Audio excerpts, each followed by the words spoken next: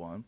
Jonathan, you're the first man ever, not only the first man I've ever met who made his own leather jacket, but absolutely the first man who made his own leather jacket who's ever been on the podcast wearing that jacket. Why, thank you so much. It's a fucking sweet jacket, man. I'd show you my G-string, but it's probably a little much for this time of day. Well, how are you functioning? Is it like on the side? How are you tying that one up? Well, I prefer a center rear yank. So does my wife, because she can just put the leash right on it, and Nice. 2 for 1 keeps When me did on you it. get into making leather stuff? Is that a recent thing? About 3 years ago. But I mean, Joe, my whole life I've just been a rampant fan of craftsmanship, and I've done various deep dives throughout my life into like all sorts of different art forms. In fact, the reason automotive design became my thing and turned into a business was because my hobbies of painting and sculpting and finished carpentry, woodwork, and all these different things. If you think about it, transportation is like this incredibly communicable, extroverted combination of so many different art forms. Yeah. So I've been also, as in my travels in the last 10 years or so, or maybe 5, I've really been always have been focusing on like getting immersed in that local culture. But now I've stepped that up a notch, and I'm doing like these deep dive travels into different art forms of different cultures. So leathercraft, I've been visiting tanneries and studying from masters in the U.S. and in Morocco and Mexico. I just got back last week from Mexico doing it. Really? Yeah, it's super fun. And it's zen because for me now at this point, the scale of the shop is such that I'm actually doing a disservice if I'm out there actually building your car, right? Because that's what I used to do. I'd weld it and shape it, and I was on the floor. But at our size, I'm not. And our fill rates, as you recall, suck. It takes forever for us to finish anything. And there's something about just literally putting on your podcast, going in my spare bedroom at home, because my son's off at college, so the second his ass was out of there, it's like a leather studio. And it totally built that sucker out with really good audio and lighting and stuff. So being able to come from sketch to a finished good within a matter of weeks, 100% myself, independent of everything, I needed that. I really kind of felt I was losing that tactile craft connection at work. Well, what you do is so unusual. And there's other people that build cars. There's other people that do innovative things with automobiles. But what you're doing is at a level and with an obsessiveness that is, to me, deserves to be rewarded. I love it. I love the fact that you make these I love the fact that you do those derelicts where you leave the patina on the cars, where you take these beautiful old cars that have, they're gorgeous because of the life that they've lived. Totally. I love them. Redo the inside so that you can drive them really well. Yeah, because they don't smell bad. You see it and you're down with the romantic sort of rosy eyes of memory, and then you actually drive a vintage vehicle. For most people in the modern world, after a couple miles, you're like, well, that sucks. I have a very peculiar obsession with cars, but it's not wide. I go from like 1965 to 1972, like with Broncos, maybe 72, and then that's it. And then there's modern cars, like 90s cars I'm cool with. I like 2000 cars, but all those 70s and 80s cars can all eat shit. Because they suck, Joe. Yeah, I know. I'm right there with you. And like people bring me all sorts of requests to do later model cars, and like I used to like try and get my head around it. In fact, we did a Caprice Classic. I saw that thing. What a shit show, man. But what a ridiculously overbuilt car that thing was. It was super gnarly. But the reality was, at the end of the day, I was rearranging deck chairs on the Titanic because it was still a 90s piece of shit built poorly by people who didn't give a damn. But that version of it was pretty fun. Fucking sporty. Yeah, that video got like 500,000 views in like half a day, and the client just freaked out, and he's like, dude, the whole point of this car is to be under the radar. Could you please remove the video? Oh, really? Yeah, so we had to take everything down. But for those that didn't see it, it was an ex-Miami-Dade narc undercover car. And the client came to me with a pretty direct and simple mandate. He goes, basically, like, I trust what you do and your instincts and design. The whole purpose of the car, I want it to say, get the fuck out of my lane. That was it. That was my mandate for the build. So I'm like, I can do that. That's fun. That's a fun challenge. You guys had that thing for a long time. Yeah, didn't you? it was a long and arduous build for sure. But the guy's brother passed away in a plane crash, and ever since his passing, his brothers refused to get on an airplane. But he has a ranch in one state and businesses in other states, and he does a lot of interstate high-speed travel. So we set it up as a full-on mobile office plus a bunch of James Bond hidden oddities and shit ton of performance. And What I kind of think people engine get that out thing- of his lane. What kind of engine did that thing If have? I recall, I think that one had an LS9, so dry sump intercooled, very similar to your LSA motor. Yeah. But same here, like the continuity in the design and the consideration. But, by the time you get into the 70s, even I'd argue late 60s, 70s, like the aesthetic is super sexy. But then you get inside and the execution, the material choice and everything is just sucks. Yeah, that's why I like resto mods. Like, I don't know if you've seen it, my 1965 Corvette that I have out there. Yeah, I was just walking Yeah. it before I came in. That's what I like. I like cars that look like an old car on the outside, but that have disc brakes and modern suspension and, And it's a slippery slope, right? It's like, where do you Yes. stop? But for me, one thing that I'm keen to do with everything that we build, be it the derelicts or the reformer one-offs or the production models, more and more I'm pulling back on my redesign on the cosmetics to make sure I'm not creating something temporary or trendy. In that I want to honor the original design language of the era in which a vehicle was built. Now, I may want to elevate that and geek out on it and do unnecessarily cool shit that the production, car company wouldn't have done. But I'm trying to be super careful not to do something that like in 10 years is like, some fuchsia graphics, 80s hot rod all smoothed out that just represents a like a brief moment in time. Gimbala Porsche. Yeah, did you see the new one? Yeah, It looks like an RC car. And I Yeah. haven't decided in a fucked up bad way or in a fucked up really good way. I'm not sure. Yeah, it's one of those things where just some people have too much money. You're making a 4-wheel drive off-road Porsche. Although Matt Farah from the Smoking Tire, Matt. Yeah, good guy. He has an off-road 1980s Porsche. Yeah. Yeah. It's one of those. The really nasty upholstery in that? Yeah, You can blame me for that. Really? Yeah. Oh my God, he loves it. He Yeah, loves he's it. like, where it's can I so- get some really weird stuff? I love all the weird sourcing you do. And I'm like, well, how weird do you want It's weird so to disgusting. be? It is. I don't know why he's into it, but It's almost like a Atlanta, MARTA bus. yeah, Like an 80s public transit bus. right. Yeah, it's foul, but it's a rally car. He has the rally car lights in the front. I mean, it looks like a rally car, Yeah. but it won't perform like a rally car. It won't. It's No. not. No. I don't think so. I mean, it's like an thought amphibious car. At the end of the day, you have a shitty car and a crappy boat. You got to pick your poison. Like, I thought it actually was like a car that you could rally. I No. don't think so. I mean, it's got coilovers and a couple things here and there, but at the end of the day, it is what it is, and it wasn't built to do that. I thought he had built it that way. He did as many mods as could be done within those confines. They do drive those fucking things on dirt roads. It's really weird, those rallies, when you watch them online. It's like, Jesus Christ, first of all, who are these assholes standing next to the road while these people are going sideways around corners? Where are the lawyers? Yeah.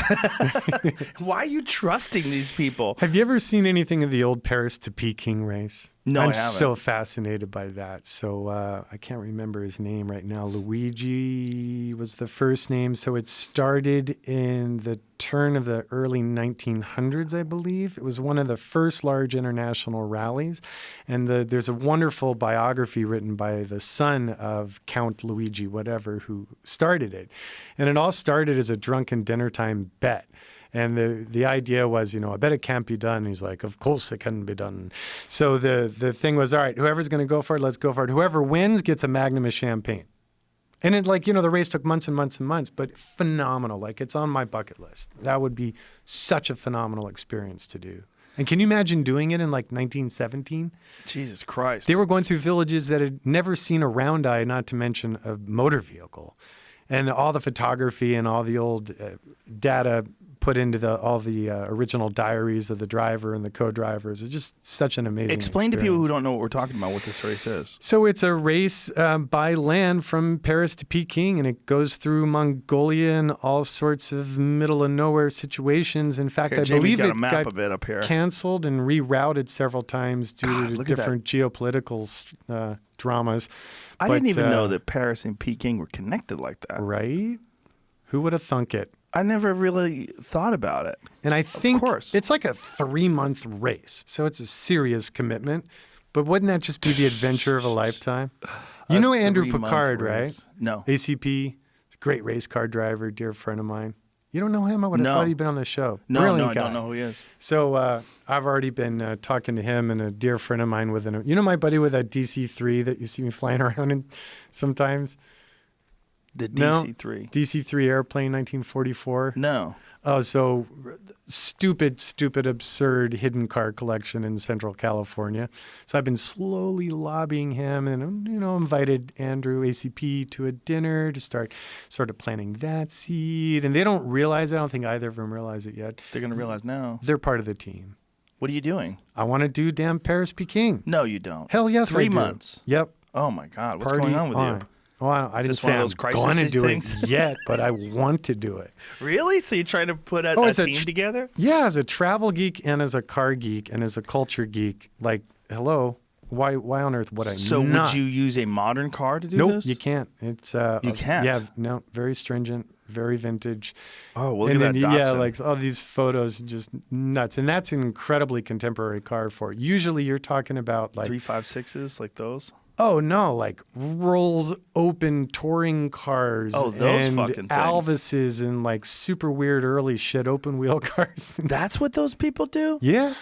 Oh my God! Photos So from- these are 100-year-old cars. yeah, and They're that that car, in fact, in that image, is a replica of the actual original car that started the entire race. Oh my God! Just super cool experience, so especially after reading that book. Like, That's I'm how you would hooked. want to do it. Well, I don't know if I'd want to go brass era batshit about it. Well, or anything. where would you stop?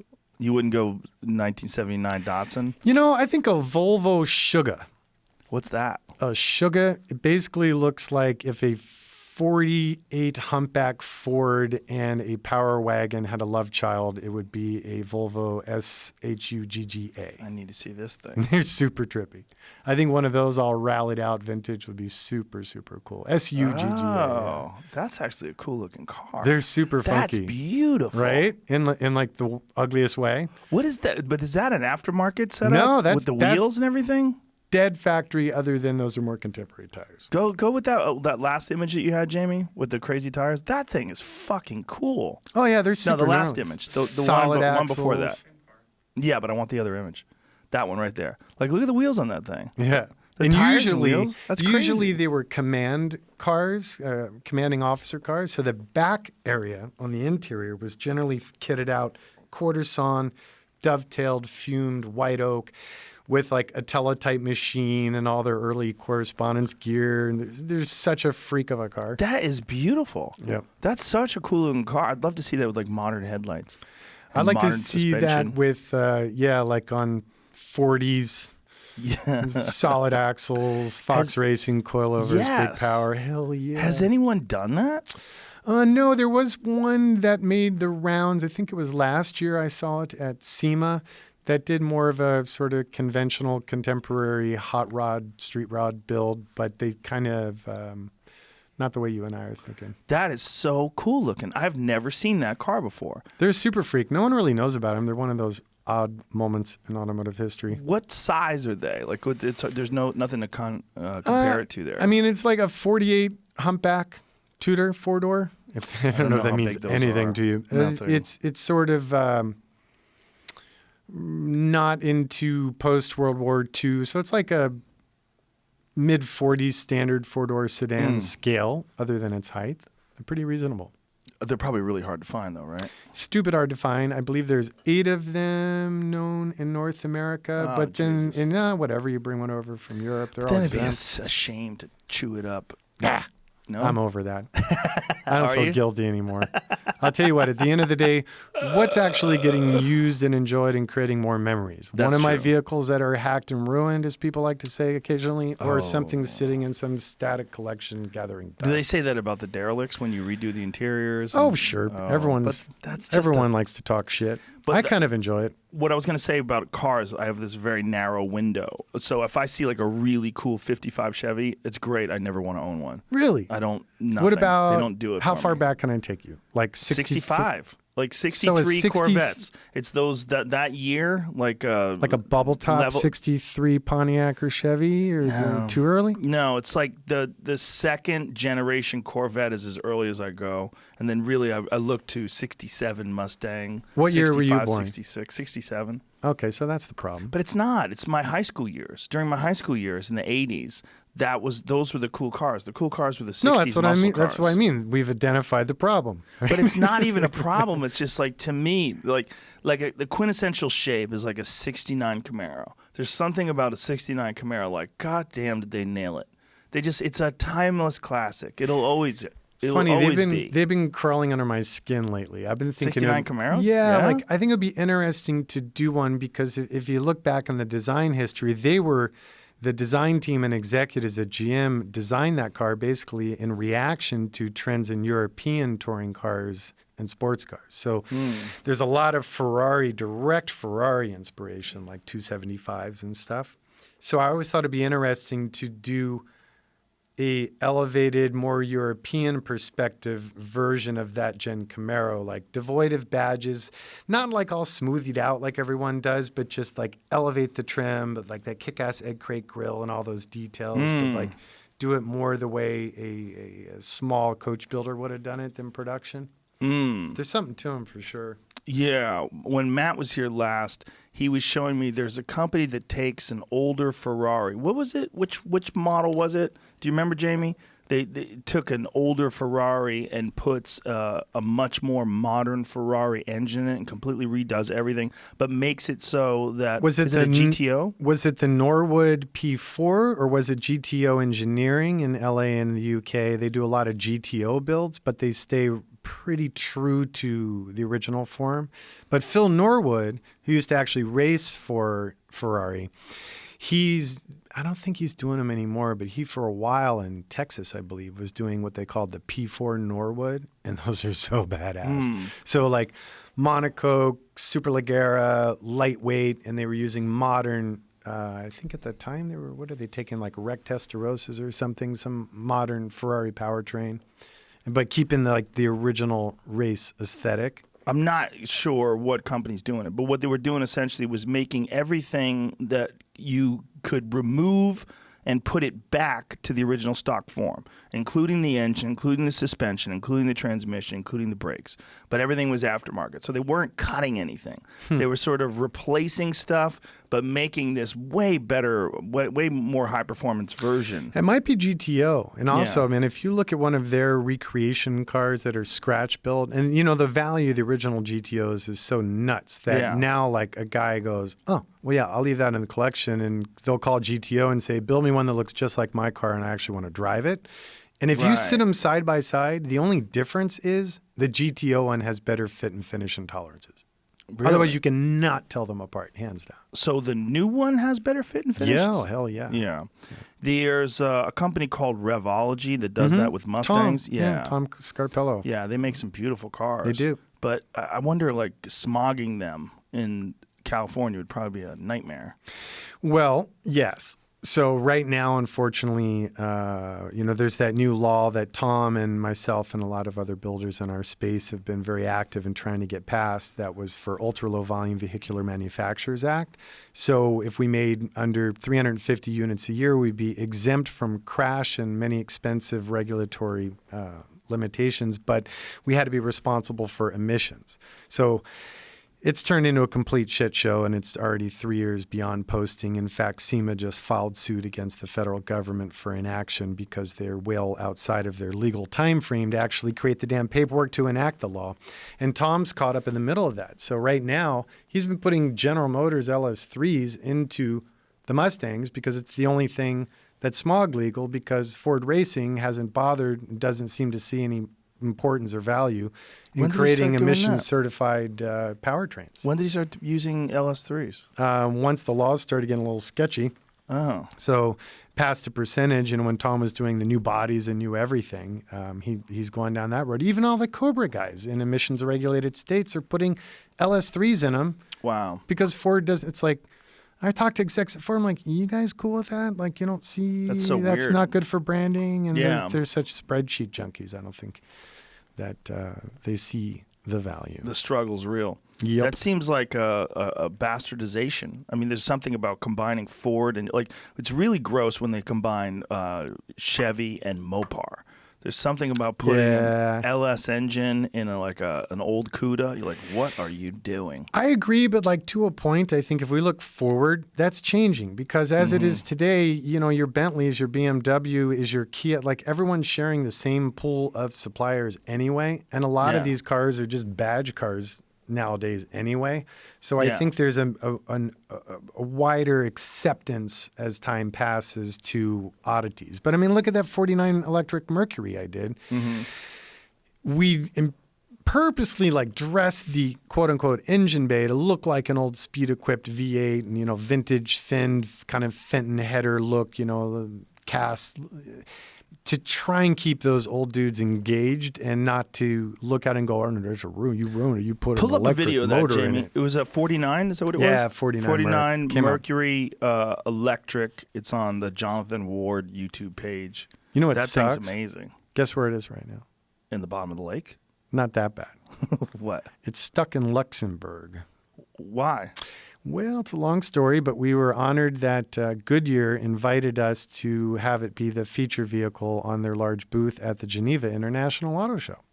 So we jumped through hoops. We put it on an airplane. We sent it over there. Boom. Show got canceled. Oh, no. Now all the commercial, because we wanted traveling by air, not by boat. Now all the flights are canceled. Now other cargo's getting prioritized. So now we're transporting it to Frankfurt, and it's like stuck in limbo. Oh, no. Yeah. Oh, the coronavirus transport Yep. issue. Yeah.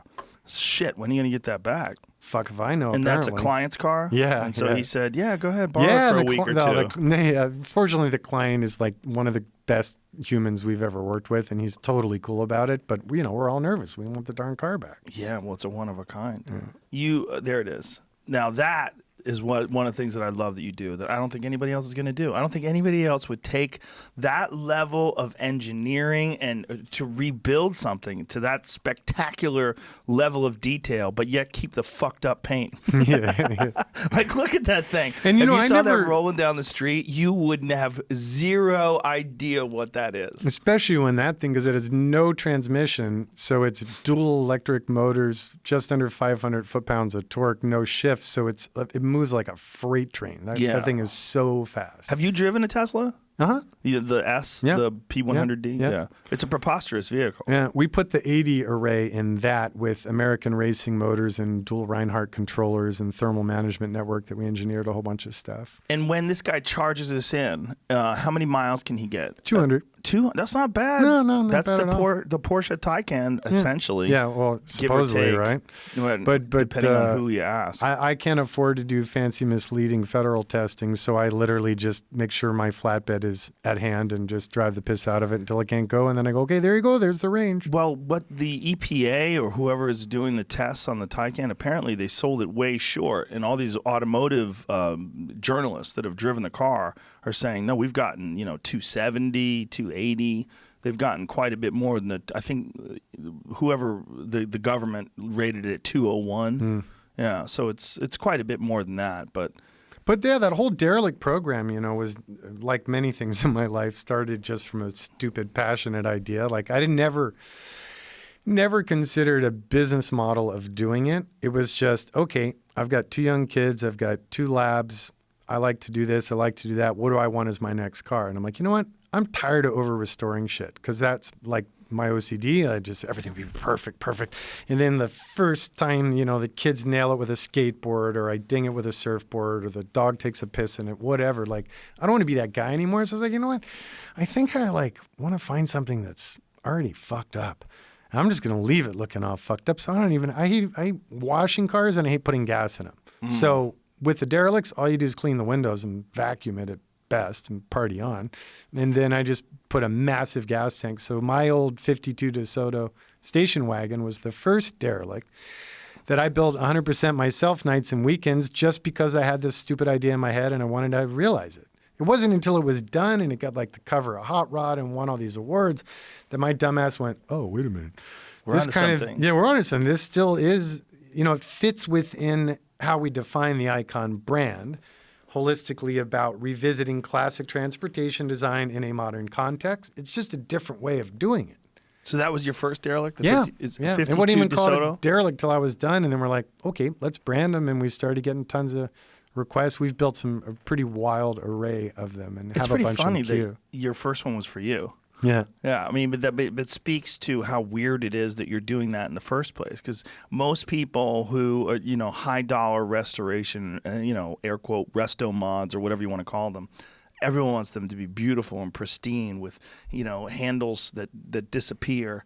I mean, everybody like, wants to shave everything down and they end up there it is. removing a lot of the original character of the design that they're supposed to be celebrating in the first place. So that compounded by patina, which tells a more personal story of like, where's this car been? How did it get that ding? There's like romance and mystery all wrapped into one as far as the history behind all those finishes. How big is the gas tank in this thing? That one's got like a 42-gallon gas tank. I was like, spare tire, gas tank, spare tire. I'm like, screw it. 3 cans of Fix-A-Flat and a big-ass gas tank. I hate stopping for gas. Well, especially with something like that, it must get like 4 miles to the gallon. That actually is a full emissions-equipped modern SRT8 Hemi 6.1. And So it gets 6? You know what? I don't understand why, and I've built several Hemi-based builds. That is the fastest and most fuel efficient of the Hemi build I've ever done. I mean, that thing gets probably 15, 17. Really? Yeah. With that much metal? And I drive it like an ass. I mean, I'm flogging that thing. Granted, I'm on my 3rd transmission, but Oh, really? yeah. To the first 2 were Mopar trannies, which fellow builders avoid them. They suck. If you add even like 5 horsepower beyond the stock motor app, they completely shut themselves. So the 3rd time, I'm like, that's it. I'm done. Pull the Band-Aid off, throw that thing away, and put a good old GM 4L85E in there. So this thing has how many miles on it now? I got about 39,000 miles on it so far. Wow. I love the split windshield, too. Yeah. It's such a fun ride. But, going all the way back to the beginning of Icon, even further back to the beginning of the first brand, TLC, they all started with personal cars. Like the Icon idea was just another dumb idea that was rattling in my head. It was literally keeping me up at night, and it got to the point that and this happens to me often, like when I did my watch and then all the different products that I've designed, generally I'll start with something that gets to the point that I'll lose my remaining sanity if I don't actually create it. So I had the concept for Icon. I could see it clearly in my head. I had like a full-on 3D detailed model in my head, and like my version of jumping over sheeps at night in bed was like sitting there and zooming in on an element and changing that radius and scaling this and trying that. And it literally got to the point I told my wife, I'm like, I got to build it.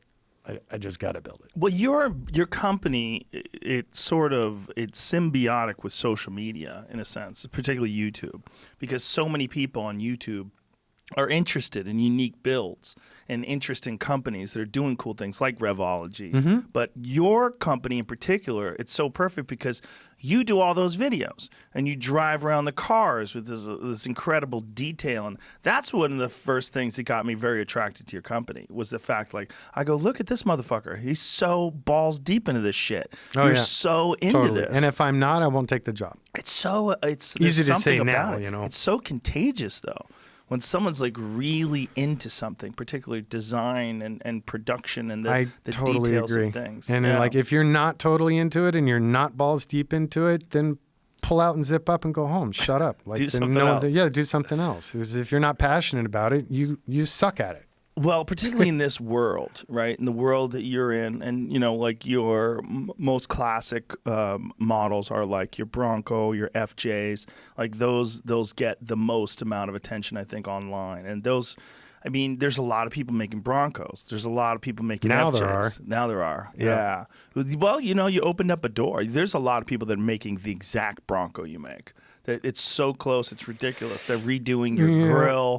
Yeah. It kind of irks me. Some people are like, "Oh, you should be flattered." I'm like, "No, not really." Like, I'm flattered when I see an industry swell around my first dumb idea. When you see the Revologies and the Singers and all these companies having viable businesses revisiting classic transportation design. That I absolutely love.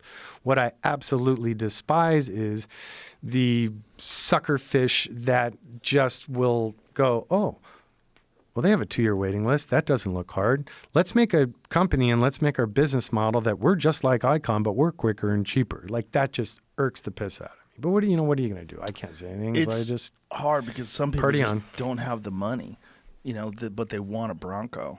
I get it. I see what you're saying, but I get it from their perspective. It's No, like, but from a take this consumer down, perspective, take I that. understand the appeal of not having to wait and not having to pay as much.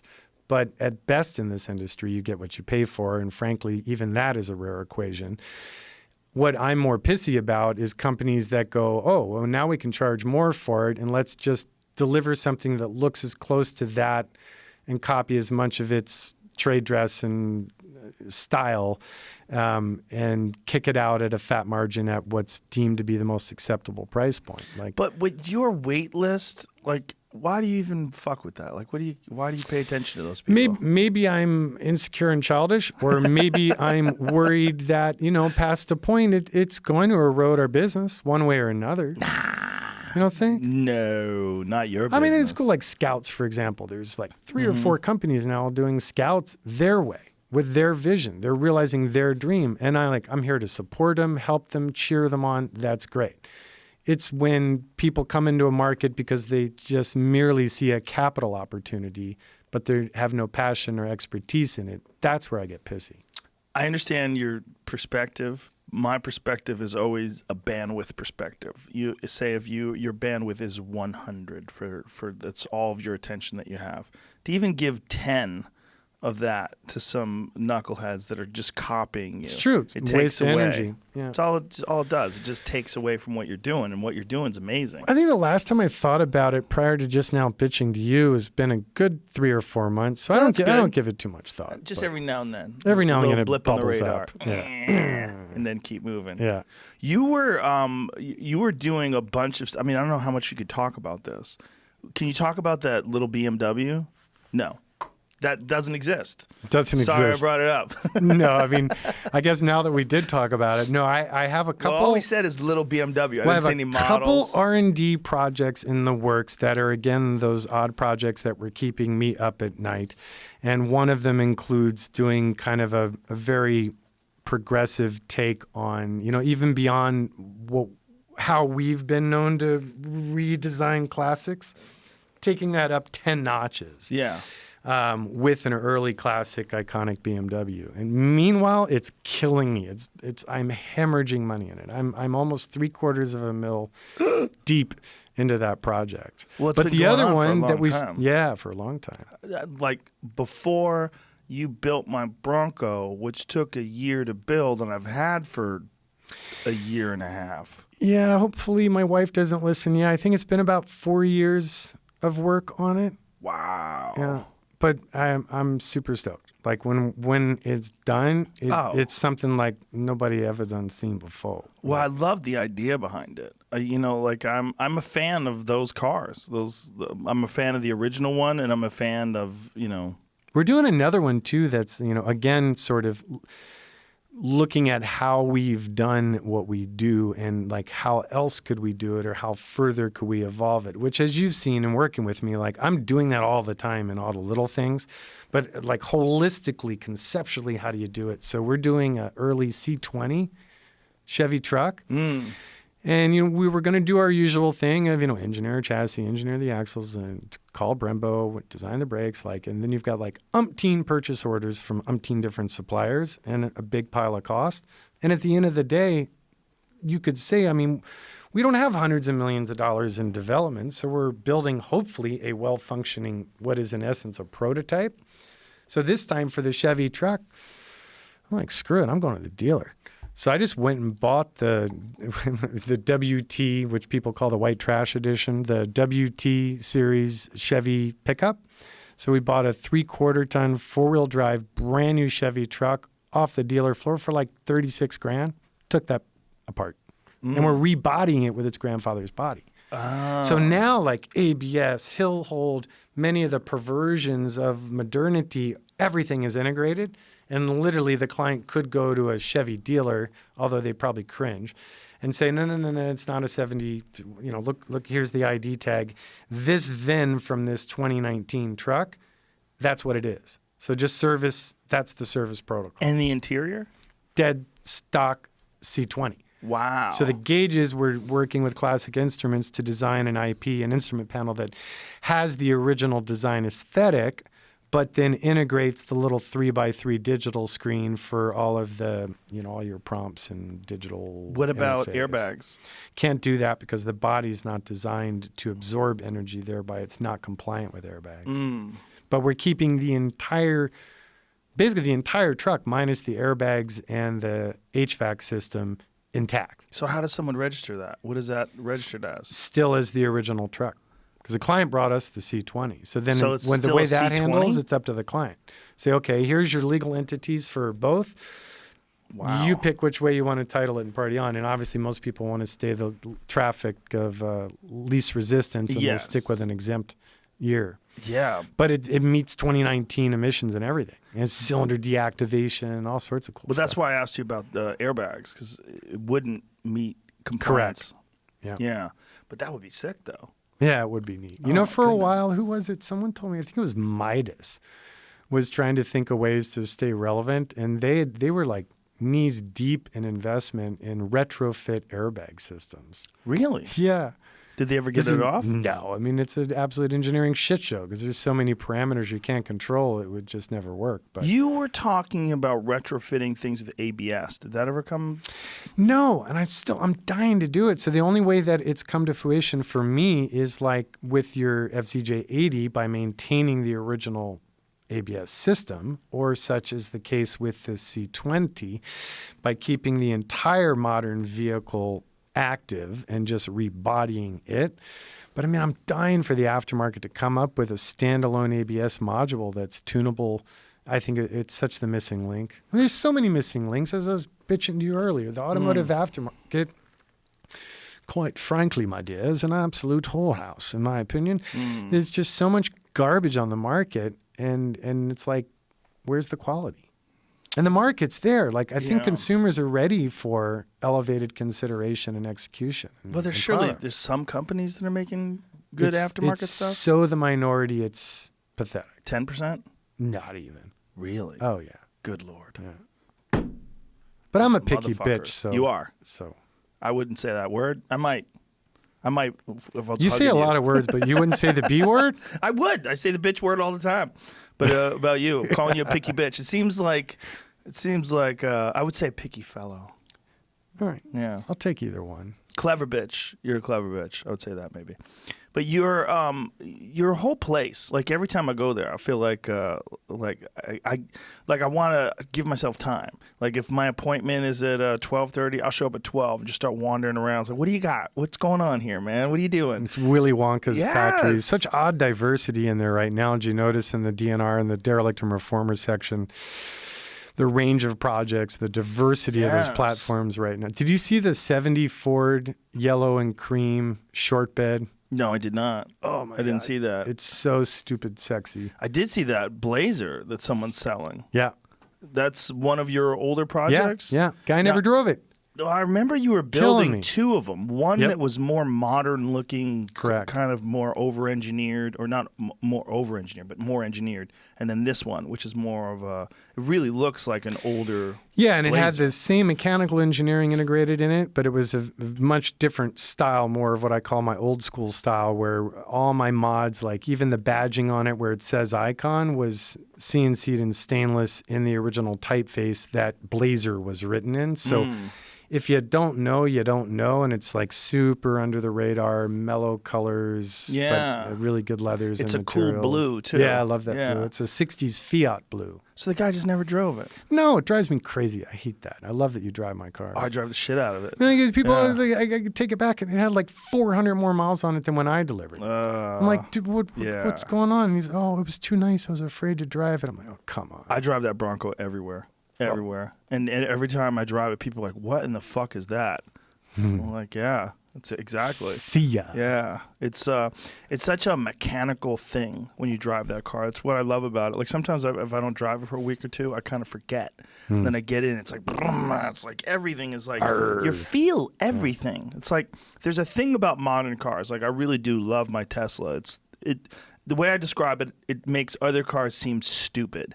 Like they're stupid. Like this is how cars should drive. Like you hit the gas, it's almost telepathic. It just goes somewhere. Totally. It just moves. It's in the gigantic navigation screen. Everything about it is amazing. I was supposed to be in Detroit right now for the Bronco launch, which they delayed because of the Corona. But the difference between that and say the Broncos, you don't feel it. Like the Bronco, it's a manual transmission, and you literally feel every gear. There's all these moving parts that you kind of sync up with. So there's all this sensation that's going into your brain through your hands. Visceral. Yes. It's a reconnection of man and machine. Yeah. And I think there's a place for both, Yes. right? But I think more and more as the world turns to autonomous vehicles, ride share, infrastructure, community development is even starting to go a different direction. I used to be concerned about that in regards to the future of our company, but now I realize like that's great. Like, because the more that happens, the more there's going to be plenty of people who for the weekend, for the whatever, like demand a manual tranny and a visceral man-machine relationship. It feels different. It feels different when you drive them. And there's a sweet spot somewhere. I have a 2005 E46 M3, and I got it online off this dude. It was only 15,000 original miles. And that seems to me to be the sweet spot because it's not the fastest car in the world, and it's got a Dynan supercharger on it. It doesn't handle the best in the world. But man, it's like there's something about that car. Like when you're driving it, it makes you smile. Like there's something about the way it steers, the way you feel, the hydraulic steering, not electric. Yeah, like the Everything new M3 is almost becoming, there's like too many nannies. It's too technical in a manner that makes the stats improved, but not the connection to the driver feel more dynamic to me. It's like I've got a 96 993 twin turbo, and that to me is one of the most perfectly engineered vehicles that was designed by a core group of people who had a singular focus on what its purpose was and what it should do, what it should evoke, and what it shouldn't. Do you have the same one that you had before? Did Yeah, you get in an black one. accident with that thing? Yeah, it was minor though. Oh, okay. Yeah, I love that car. It's a great car. I remember the cover of was it Motor Trend or Road and Track. It said "Sell your soul and buy this car" when it came out. Because when it came out, it was like early '90s. Was when I first came to California, and there was no way I was ever going to be able to afford one of those. And I remember looking at them. I had the poster as a kid. When you see a car like that, you start thinking like, how much does that cost? How much do I make? How long do I have to save? What do I have to do? What if I work twice as much? And how do I make this happen? Yeah, I remember how is it possible? I had the Vector poster. I had the 993 Turbo. I had the Countach Periscopo. And I had a 550 Maranello poster. And then for a little while, as I just turned 50 last week, like my late 40s, I started like having to knock at that list. Like, okay, what am I waiting for? Right. Bought a 550. It sucked. The Maranello should have been left to the rosy eyes of memory. It's a bucket of shit. I get so annoyed at that car. Can't afford the Vector. Missed my chance to afford a Periscopo, but I've been watching Farrow just piss money into his constantly. I had that BMW M car, that Wedge one, the original Wedge. What the fuck was that called? M1, I believe. M1. M or That's M1. right. Yeah, like the original BMW supercar. I had one of those on my wall. When I first came out to California in the 80s, I remember, and I think it was Newport or Manhattan Beach, there was like ex-BMW dealership looking space, but it was an independent BMW dealership and service center, and they had one in the factory tricolor livery, and they had it for sale. And I remember begging my mom to pull over in our crappy Dodge Aries rental car and going in and asking, and it was for sale. It was like 11 grand And the guy was like Wow. hoping There it and is. begging I was serious because they couldn't give them away back then. Look at that thing. They're so nifty. God, I love that thing. And the wheels are so good. I had a red one on my wall. I remember thinking, God, only one day. That's it. That's the fucking car, Jamie. Is that the poster you had? Probably. It's hard to remember, but it looks exactly like One that. of my photographers does a trick, and now I've been using it. So you'll get that mirrored effect if you take an iPhone that's off and put it right under the lens and hold it up and angle it just right. Ah, It's super cool. Interesting. Yeah. That's a beautiful car. And back in the day, like, what was that? That had to be like early 80s, right? What year was that? Oh, yeah, that was late 70s, I believe. Was it? Yeah, for launch. That makes sense. Because I was in high school, first year of high school was 81. So that's when I had it on my wall. I can't remember his real name, but on 78 to Instagram, 81. There you Mr. Enthusiast. go. I don't know who He's that is. he's a designer and a really interesting cat. He has like Lancia Delta. He had a Stratos for a couple of years. Like he's into like all the weird shit. And I think he still owns one, but he rocked one of those before anyone was talking about him and like had it forever. Just drove the piss out of it. I love those cars. I have zero desire to own one now, and I have zero desire to own anything old that hasn't been redone. Yeah.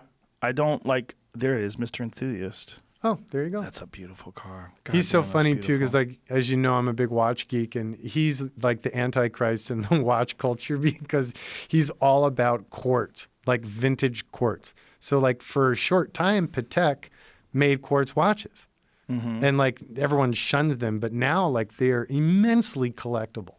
Why does everybody hate quartz? Because they just want everything to be mechanical. To me, that's why I won't touch a quartz watch. But what Like, I about want Grand the heart and Seiko, where they soul. combine the two of them? They use the quartz to Well, sort even of Renaissance, who's accentuate. one of my favorite of the weirdos of Is that modern your brands. your watch? Yeah, not my design. This is Resence or Renaissance is the brand. These are super trippy, but like they just came out with a smart watch where like when you're on the plane and you enter a new time zone and you land, it'll reset itself. I'm like, What? I have a thumb and an index finger that work pretty fucking good. I can set my own watch. How does it do that? Oh, it's got It's a mechanical smart, watch yeah, that does that? mechanical quartz combination. Oh wow! But these are super trippy because the entire Whoa! movement rotates as it tells the time. What? Let me see that. it's super, That's crazy. Super trippy brand. Really interesting guys, and they're oil filled and all sorts of neat niftiness. Man, talk about an industry in a shit show even before this sad virus situation. Watches. Luxury watch world just This is crazy. though. bleeding. Yeah, Is it's a it? Why cool is that? brand. Why is the luxury watch world bleeding? I think smartwatch put a bigger ding on it than they thought it would. Oh, okay. And they negated it originally, like, oh, there's nothing. Like it's not a watch. cameras Yeah, and exactly. phones. The Yeah. arrogance of we're doing just fine. And then, like, now they say there's so many manufacturing options for low volume watches that the only growth segments, and I read the big LVMH like annual report, and the like what is it, $800 to $1,600 segment of watches pumping, killing it, growing like crazy. Otherwise, it's up. It's like 20 grand and more. Independent watch brands are killing it. Everyone in between is like hemorrhaging money. Really? That's interesting. There's this new company I'm bummed because when I went to the Geneva show, I was going to go meet with him. But David Rutan watches that are doing watches that are CNC'd out of a solid chunk of meteorite. And like not like some bullshit EDM meteorite dial on your 90s Daytona. The entire watch case, the crown and everything is meteorite. Jesus Christ! How many meteorites are there? Like how?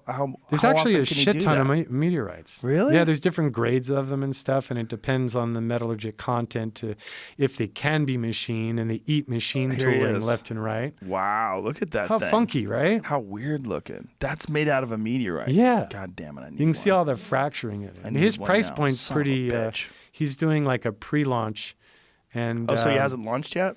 They just started doing deliveries like a week ago, and like I'd saved up my little side monopoly cash from selling off used parts and leather stuff, and I was like ready to pull the trigger, and I already had a meeting and lunch date set up with those cats, and I'm like, oh. And what happened? Well, my trip got canceled because Oh. the Geneva show got canceled. But anyway, the point of the story is guys like this and Renaissance and Laurent Frere and all these different, Moser is another great brand, if they have a very unique aesthetic and philosophy, they're killing it. Right. But it's the traditional big luxury bling bling, yo, look at me. Yeah. Those guys are just dying on the vine because I think more and more people aren't buying into what is considered luxury in a conventional sense. People want more story. Well, I mean, that also speaks to like what the kind of stuff that you do. I mean, people like things that are crafted by artisans. Yeah. You know, I mean, I love that, man. Me That too. We're seeing that revival right in the last 10 years. Yes. It's just growing and growing and growing. It's so great. I feel like as the world becomes more digital and people become more disconnected with each other, there's something about, like, when I drive your Bronco, first of all, I really like you. So I love the fact that I'm driving your truck.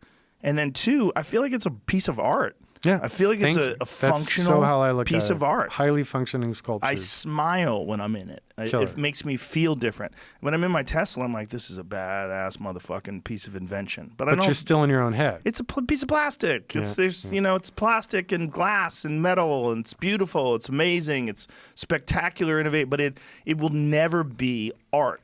Are you in it? What do you have, an S? I have the P100D. Yeah. Have you ever sat in the back seat? No. Don't. Why? The noise coming out of that third point shoulder seatbelt retractor is so unacceptable for modern car standards. That's such Like, a geek thing to literally, the shit's coming up through the plastic wheel well, and like a noise and a cold breeze is hitting your outboard ear. And I'm like, okay, A breeze? how did this shit happen? There's a damn draft that comes up through there, and you're hearing road noise through it. You're hearing road drives me- noise through the seatbelt? through the cavity hole? through which Really? the retractor spool sits. And air gets in there? Next time you're too stoned to drive, you sit in the back seat, let mama drive, and report back. You send me a text. It's that annoying, huh? It for guys like us, dare I go out on a limb and say us, yes, it'll annoy the piss out of you. Interesting. That car's Good so thing you didn't have a quiet. call-in number when Elon was here. I would have chewed his ass about that. Would you? That one thing? You know, like, who the fuck is this asshole? Did you ever, he already knows who this asshole is. Years ago, I developed a concept that I called the Helios. I don't know if you ever saw that. So I love like design challenges. I like framing things, right? So I was like, all right, let's do a revisionist history approach to car design. So what if electric cars had remained predominant in the late 1800s, early 1900s? What if we had taken inspiration from aircraft design a couple decades prior to when the industry actually did? And then what if after he did the experimental plane, the H-2, I think it was, what if Howard Hughes had sat him down and like he couldn't get that last starlet to go out with him? It was right before he lost his mind completely.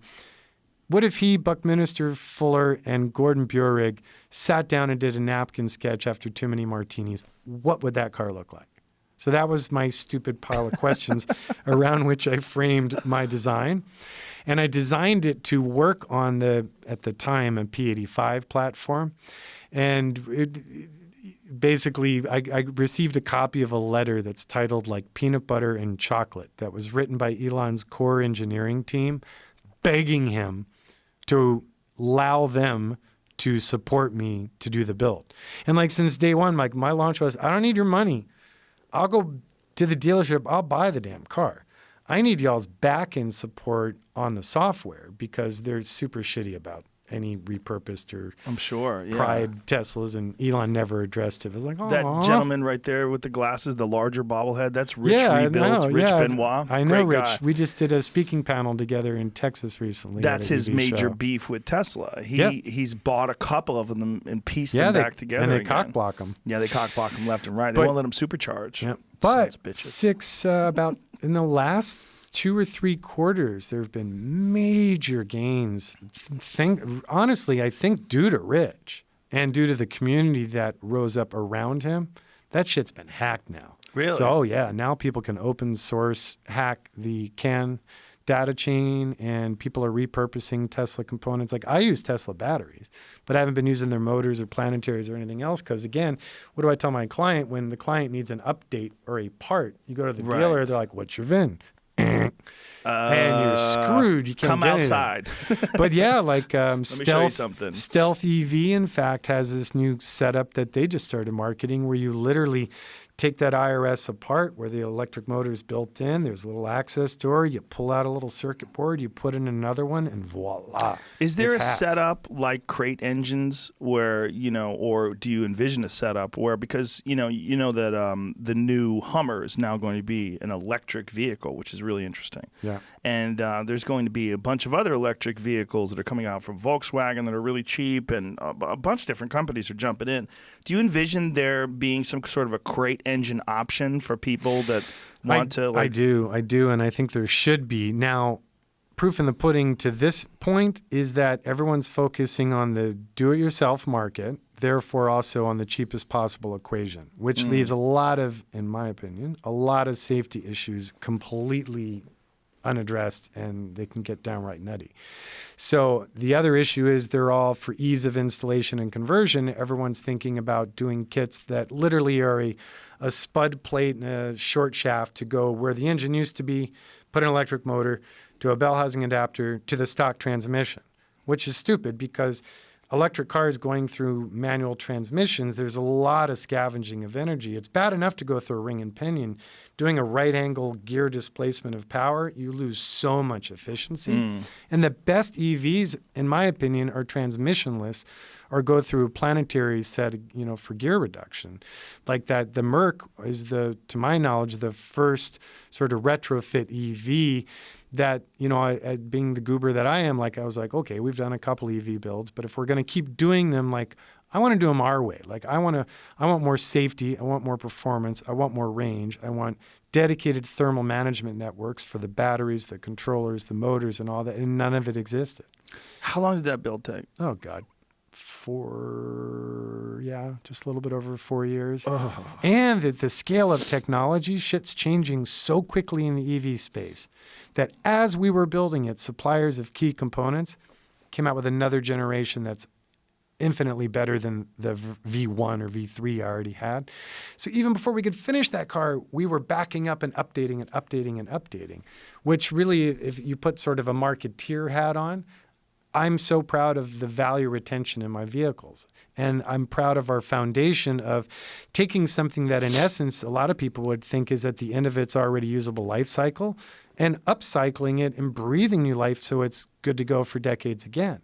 But now with EV, stuff is moving so quickly that am I like making iPhones all of a sudden? So in 2 years, it's totally worthless because the tech is outdated. That is the weird thing about tech, right? Is that the exponential growth and improvement. It just makes no one wants an iPhone 1. Right. They're useless. So look at, internal combustion engine development cycles. What I put in today is still relevant in a decade. But with electric, it's a whole new space to consider. So now, AEM, who's well known in racing and aftermarket for engine management electronics, they just at PRI and at SEMA made a fair bit of noise about coming out with a full array of EV retrofit conversion systems. So they seem to be the first ones entering the field that are going to offer a comprehensive suite of products and solutions. But then again, being that it's part of this industry, I go grill the dudes at their trade show booth and they're like, well, it's something we're working on, just all these press releases and all that. I'm like, vaporware. Sell me some shit. Like, hello. They can't sell it to you. I think I trust it will come out. But when you see Elon coming out with that new Roadster is going to have a 600-mile range. That is when things get really interesting. And Volkswagen claimed with that vehicle that you noted earlier that they were going to make the platform shareable. And they were going to make it available to many different manufacturers, large and small. But I've heard stories like that over the years from, you name it, from Faraday was claiming the same thing. And so much of it's bullshit because now it's like, I don't want to say vaporware, but it's so much of that VC money, don't worry, we'll be profitable one day, and we're worth $1 billion multiple of nothing today, so buy in. And then it's like so many of these EV startups and retrofit companies come to the scene looking for that elusive FedEx fleet contract that everyone thinks is going to be easy to get, and none of them get it, and then they all go belly up. Yeah. So I just think we're at that point in history where not only is the tech moving forward so quickly, and not only that, but the likes of, or predominantly only due to Tesla, it's proven the viability in the market. Now there's purists and traditionalists, and everyone's starting to poke at it, and I see exponential more interest. So I think, for the next 5 years or so, it's going to be a bit tumultuous, but I definitely think it's the future of hot rodding. I imagine within 5 years, probably half of my client builds will be electric. Wow, that's a big statement. Well, and I'm totally pulling it out of the booty, but that's the vibe that I get. Have you seen there's a 68 Porsche 911 that has a Tesla engine in it? Yeah, is that the one EV West built? I don't know who built it. I think I was Mike built scanning through Instagram the other day, and I saw it. A green 68. Yeah. That's very interesting when they do stuff like that to old cars. And there's so many guys springing up out of the woodwork. Yeah, like nationwide to various levels of price expectation, range expectation, etc. But I think that's it's a lovely community too. I've noticed it's much more open than the conventional automotive community is about sharing information and suppliers and knowledge and helping one another. And there's a really nice camaraderie within that community. There's like Movement Motors in Austin's doing really nice retrofits, and EV West has been around forever. They're really the granddaddies on the scene. And Movement Motors in Austin. Mm-hmm. Are they the ones that did that Mustang? I think they've done a Stang. They just finished doing a 2002 BMW. They did an early GTV Alpha. They've done all sorts of different, like pretty cool, diverse range of platforms. And then, of course, Z Electric down in Orange County that started out doing just the bugs, now the bugs in the buses, and now 911s. And it's like there's such a large and welcoming, kind, cool community of people in that space. Now, when you charge a Tesla, it's easy. You look for the Tesla superchargers. They're all over the place. You press a button on the screen, and it shows you where they are. It'll navigate you to them. When you try to get one of those, you can't charge a regular car at a Tesla super station, can you? No, and there's different. So there's the standard, I forget the acronym, we could call Rich, the J blah, blah, blah connector, but there's a standard municipal connector, and then there's also the new fast charge network. But it depends on where you live. But for example, around here, it's a joke. They're everywhere. So like I have an app when I'm driving that 49 Merc, and I was speaking at Barrett-Jackson and had it there in town for while I was visiting. And then you network the apps and you find it. But we made that one supercharger compatible because the client's going to install one in his house and bunk the system. Otherwise, you try and go to a public Tesla charger, it has to do a handshake, and it says, no. Oh, is that what it is? You may not charge here. So you can have it supercharger compatible for, like, I have one on the wall back there for my car. So it would work with that. Yes, that's my understanding, but not a public installation. Okay. Those have to go through a whole handshake protocol, sending data back and forth. Yeah, it's interesting that you decided to do it that way. Well, it's fun. We put one behind the front license plate. So we did one of those old school articulating plates, like remember on the gas fillers behind the plate? So that has the one interface connector. And then the other one, I machined this unnecessarily groovy sort of gas cap under the original fuel door on the Merc.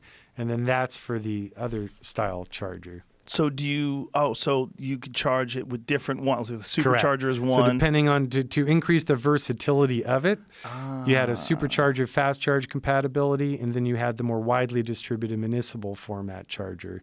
And then there's just two different pigtail adapters, so you can go either way with it. Do you anticipate upping the range on that thing? Do you think that someday you'll swap the batteries out? Definitely. I think the reality is any EV project I build, I have to, not only do I anticipate, but like I've lost many clients because I'll be super blunt about managing their expectations that, look, you're going to spend a lot of money to have me do this, and trust I will geek out and do the best of the state of the art that is available to us. But in a year, that might all be garbage. Yeah. So you have to understand, either you're cool with this moment in time and the range and the performance and it is what it is, or you're a tech geek like most guys that are engaging in that, and you're going to be hemorrhaging money then coming back every couple of years for us to upgrade and evolve as the sciences evolve. But, we build on submodular, even like your Bronco's submodularly built.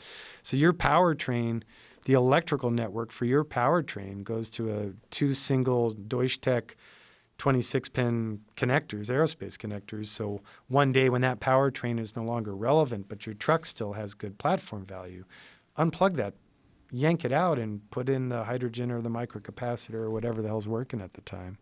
Do you remember the Bloom boxes? No.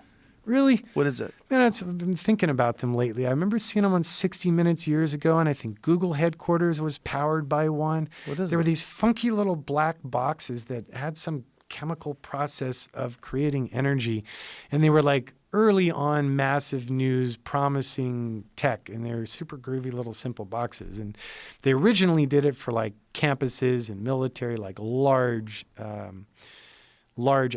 installations for, multiple complexes and stuff. How'd they work? But then they were also making them for automotive, and they had a prototype. I was so excited. I don't remember. It's been years, but it was some sort of, I think it was a ionic transfer process that went through a series of elements within the shielded box to create the energy, but they were like self-sustaining and super groovy. It's called a Bloom box. Anything? Literally, it's just a big black box. Doesn't. What's in there? And I don't know what Check out the happened next with part. them. They went belly up, or someone There it is. selling them. Yeah. So that 60 Minutes. So that was powering Google at one point in time? Yeah, Those things? yeah, And what's yeah. inside? And I think Stanford was getting into it.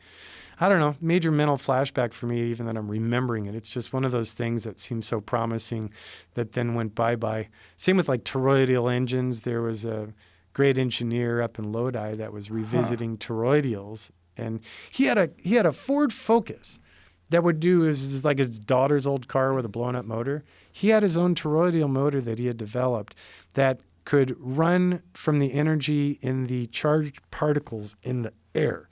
What? This thing did like 15 miles an hour on a flat test track, running on air. Charged particles in the air. Yes. So Ionically charged conceivably, particles as in the the air. technology improved, that 15 miles an hour could be a real speed. Yeah. Wow. Yeah.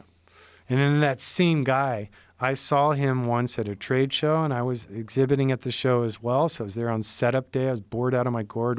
I was already set up in the Ford booth. So I'm just walking around, sort of sniffing around. I see this trippy scientist guy in his lab coat in this shitty little booth. It was like, 6 by 10 foot booth. And, at a show where people have like 200 by 60 foot booths. Mm-hmm. And he's got this odd little toroidal thing and then a bigger toroidal thing and literally like a chalkboard. So I'm like, dude, what's going on? So I started talking to him about it. He starts explaining the technology and what he was doing. And like the smaller one had 300 foot-pounds of torque. The larger one had 2,000. And he was looking to develop it for rail cars, for semis, for cars, like, and on and on and on. He's like, yeah, the biggest problem is stopping it once it gets going. Because the toroidal structure meant that the compression cycle from, 12 to 2 of that first cylinder was such that when the combustion occurred and it propelled the next piston into the next combustion cycle and kept going. So getting that power out of the central crank was a challenge, and then how to stop the damn thing was like the bigger challenge. But they'd run on like horse piss, ionic charged particles, diesel, gas. Like they didn't even need spark plugs. So I'm like blown away by this. I go back the next day. Poof, where'd he go? Booth's gone, empty, done. And I had the guy's info, and I tried to reach out to him. Website gone. Website I'd looked at the night before, gone. Got gobbled up. 5 years later, I see him again at another trade show with another kick-ass design. And man, was he a bitter man. He's like, yeah, never again. Because they bought it and they shelved it. I'm never selling anything again. Fuck them. I'm licensing to specific channels of applications, and that's it. His new product... So what do you think happened if you're a conspiracy theorist? Do you think someone bought him out and just I'm wanted a small independent business owner realist in that, hell yes, someone didn't like that and they shelved that shit. So they bought it and then just shelved it? Yep. Wow. So his Who bought next it? product... Who did that? I don't know. And he was very cagey about it. Then he had another product where you would replace the alternator in your car with a generator, and you had a small battery in the vehicle, right? So this is a retrofit system. The retail model was brilliant because you'd have like a pretty cheesy and expensive 3-axis mill, a shit ton of CAD files, and one product on the shelf. So in a lightweight car, it was like an electric supercharger. So you'd replace your alternator and it had a toothed cog for the pulley. And then your crank pulley would add a toothed cog to it and then toothed belt. So the idea was it would assist the internal combustion engine through its compression cycle. It would negate the parasitic load of all the fiat, all the front engine accessory drive mounted things, your alternator, smog pump or whatever, by pushing the engine through the cycle with the captured electrical energy from the deceleration. Whoa. And then in bigger cars, it gave you like pass assist and range increase, and it did great things for MPG. And then the story I got on that one was BMW put him under a big contract for it to license it and use it. And then the guy disappeared off the face planet again. Jesus Christ, this guy. Shit happens. Do you remember there was a video that was circulating many years ago about a guy who created a car to run on air? Water. He created a car that runs on water. And then this car that ran on water, he apparently had a viable engine and it was really working. And then he had a heart attack. And as he was dying, he was saying, "They killed me. They killed me." And then he died. And then nobody heard from the water engine again. But He's from Columbus. He's from Columbus too? Grove City, yeah. See, that shit happens, and I don't even like the term conspiracy theory because I think that's something created by the machine to negate things that are disruptive and innovative, so we can put them in a little box and call it a conspiracy theory or whatever, and therefore it never happened. Well, anyone who doesn't believe in conspiracy theories, I say, look at Jeffrey Epstein. Yeah. It's real clear. Totally. Meyer said that his invention could do what physicists say is impossible, turn water into hydrogen fuel efficiently enough to drive his dune buggy cross-country on 20 gallons straight from the tap. Wow. He took a sip of cranberry juice. Then he grabbed his neck, bolted out the door, dropped to his knees, and vomited violently. I ran outside and asked him what's wrong. His brother Stephen Meyer recalled. He said, "They poisoned me." That was his dying declaration. That's fucked up. That's fucked up. I don't know if it's true. He might have been nuts. Or both. Or both. Or that's another thing. Like, we like to just call people nuts and write them off. Yeah, but some of the greatest innovators, throughout the history of mankind have been a little off the rocker. And Nikola Tesla was in love with a pigeon. Yeah. He was in love with a pigeon. I love that story. Yeah. His final days, man, in that there's hotel. Also a story that I read that I've tried to substantiate that apparently he was so frustrated by sexual desires and a love affair that he had and the distraction that it presented that he, in quotes, destroyed his sexuality. I do not know what that means. You know what? I'd like to look into it because I got to say, man, I'm kind of tired of my penis still ruling my brain. At 50, it's like I wouldn't mind to be able to take it off and leave it at home. Jesus. Well, no, I mean, just like enough already. Enough already. I get it. Yeah. I mean, I turn it on, turn it off as needed and when appropriate. But something. I don't want to be walking around like. Maybe have a hip switch.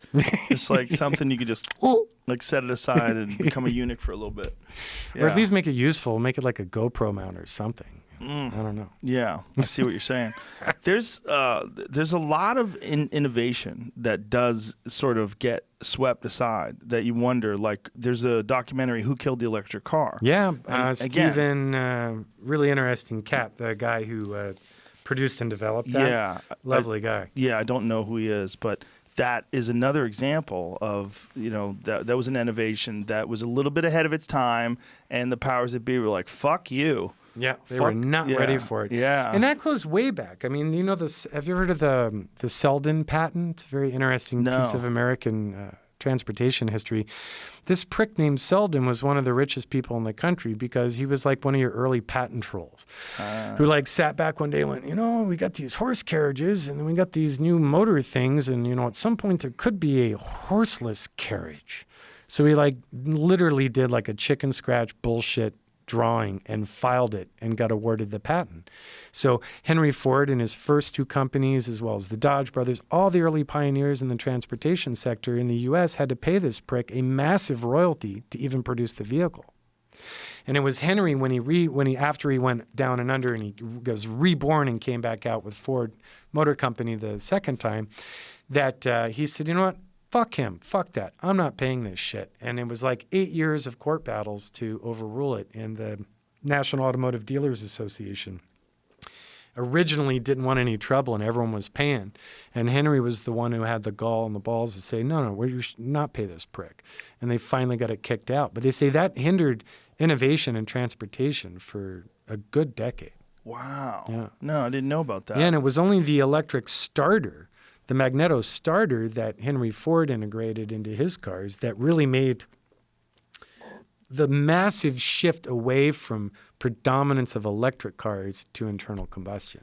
So when you flash forward and you look at Mr. Payne's film, Who Killed the Electric Car, and you look at Firestone and who was it?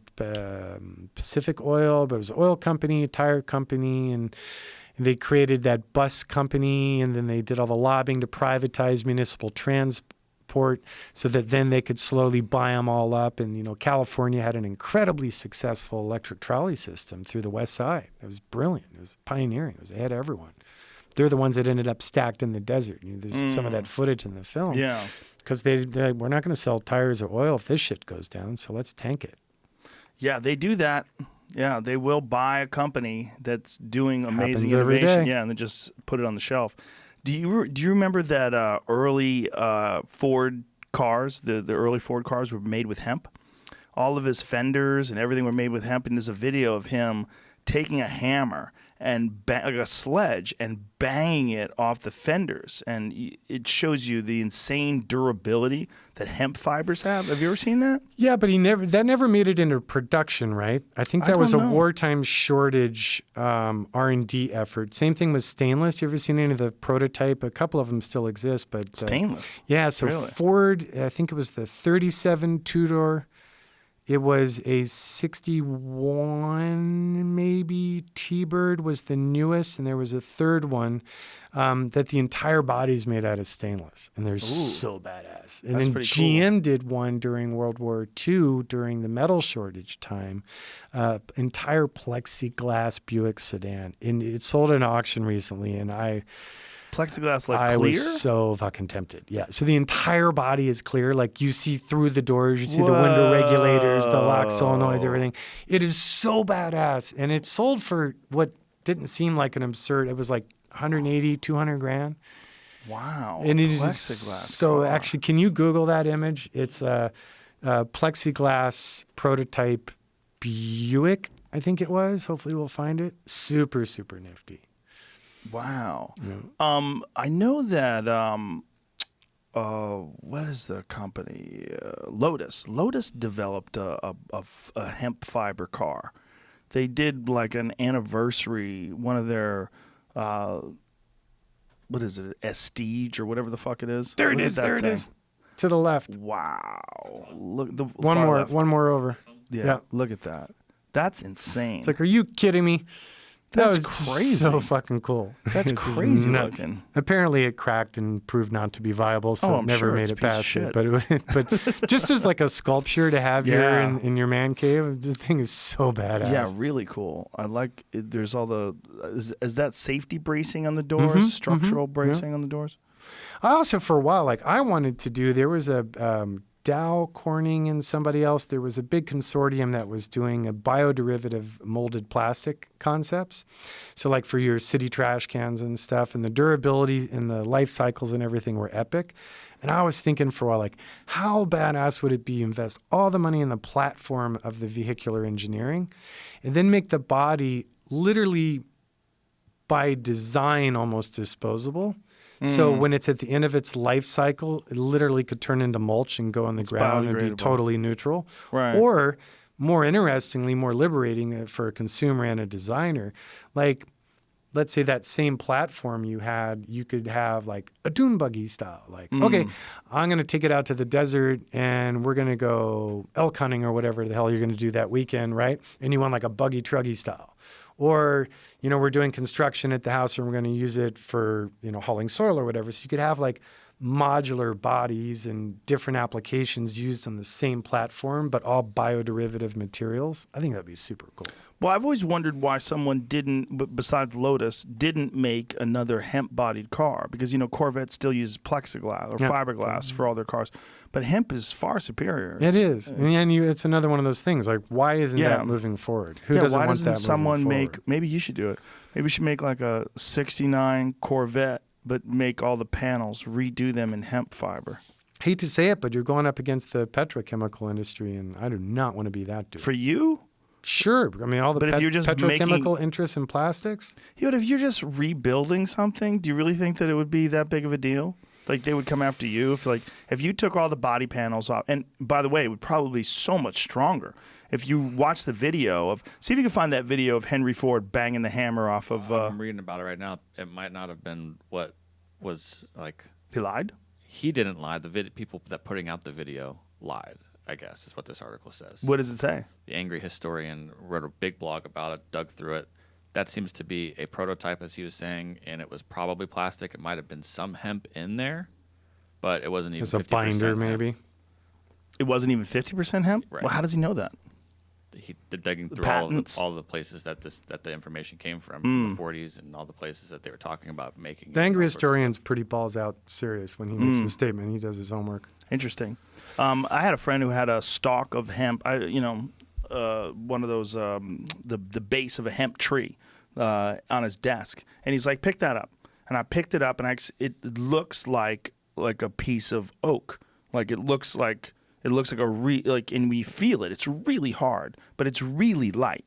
It's the weirdest plant. Like I don't know if you ever held a piece of hemp, like a hemp stalk.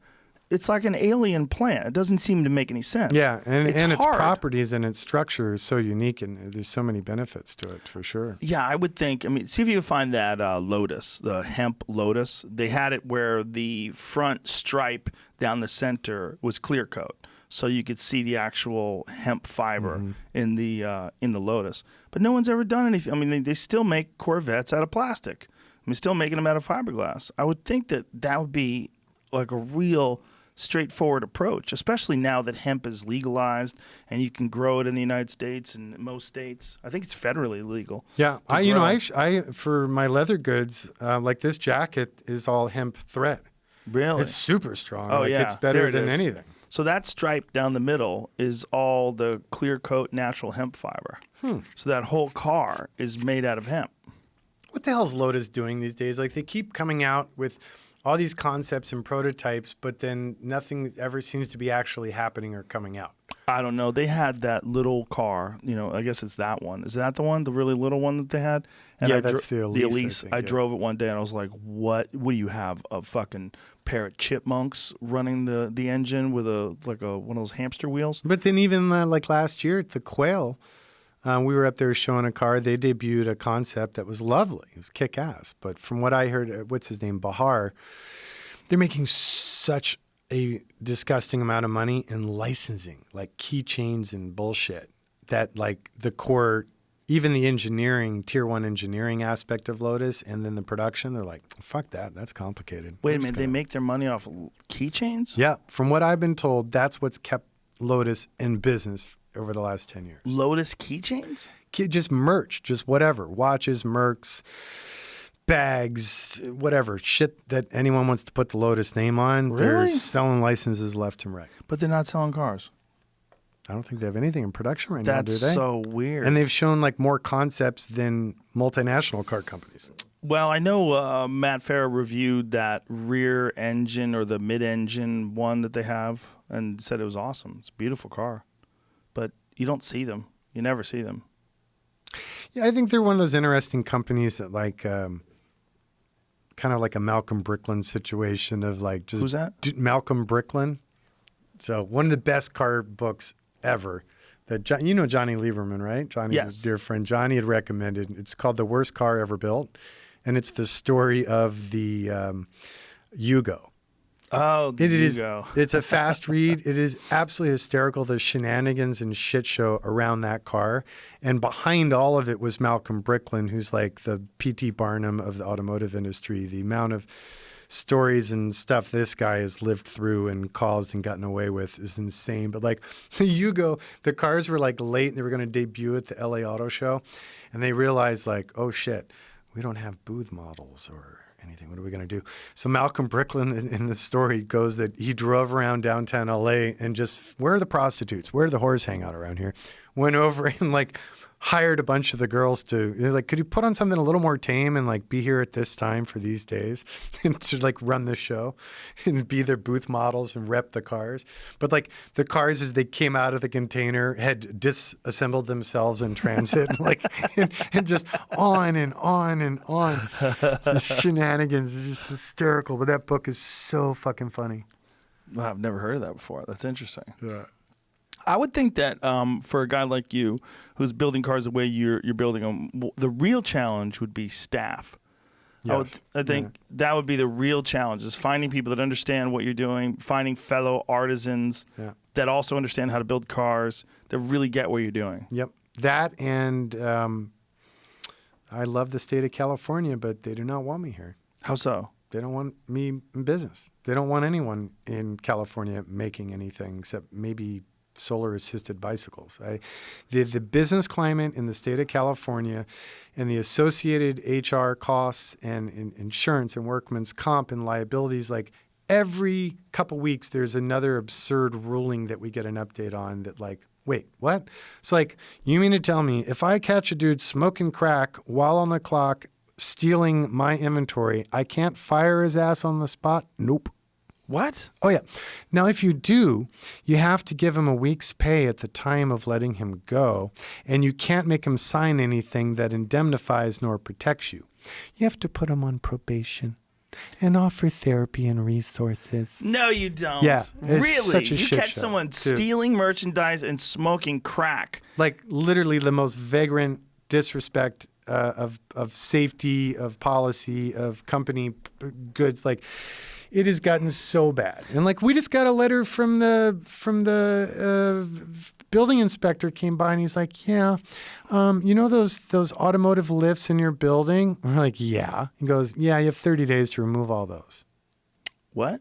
Thank you. That was pretty much my response What? verbatim. He That- goes, yeah, you're not zoned for automotive. I'm like, you see this plaque on the wall, the congressman, councilman, and the mayor? You see this picture of me and the mayor when he did the ribbon cutting? Here's the email record showing the mayor's aide personally delivered me all my occupancy permits. He goes, yeah, not my problem. I'm like, what about the last 9 years of inspectors coming in all the time and saying you guys have the cleanest, most professional, above board shop, kick ass, well done. Thank you so much for making my life good. He goes, yeah, they're idiots. I'm the new inspector. So the new inspector says you're not licensed. I'm not zoned appropriately to be in business where I'm at, despite having What? permits and everything for it. Did they change the zoning? I don't know what the hell happened other than this new guy seems to be a prick and wanting to show his value. What's his name?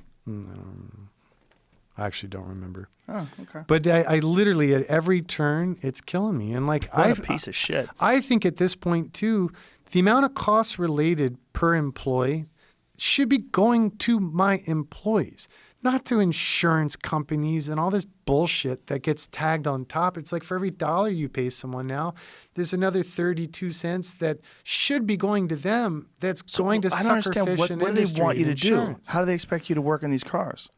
Oh, I don't, honestly, Is this something you can fight, or are you going to have to actually? Oh, no, I had to lawyer up and we're fighting it. But I mean, literally, I honestly think they'd rather have a commercial weed facility in that building kicking out a hell of a lot more tax revenue than us. Really? Yep. Do you think that's what they're doing? Yes.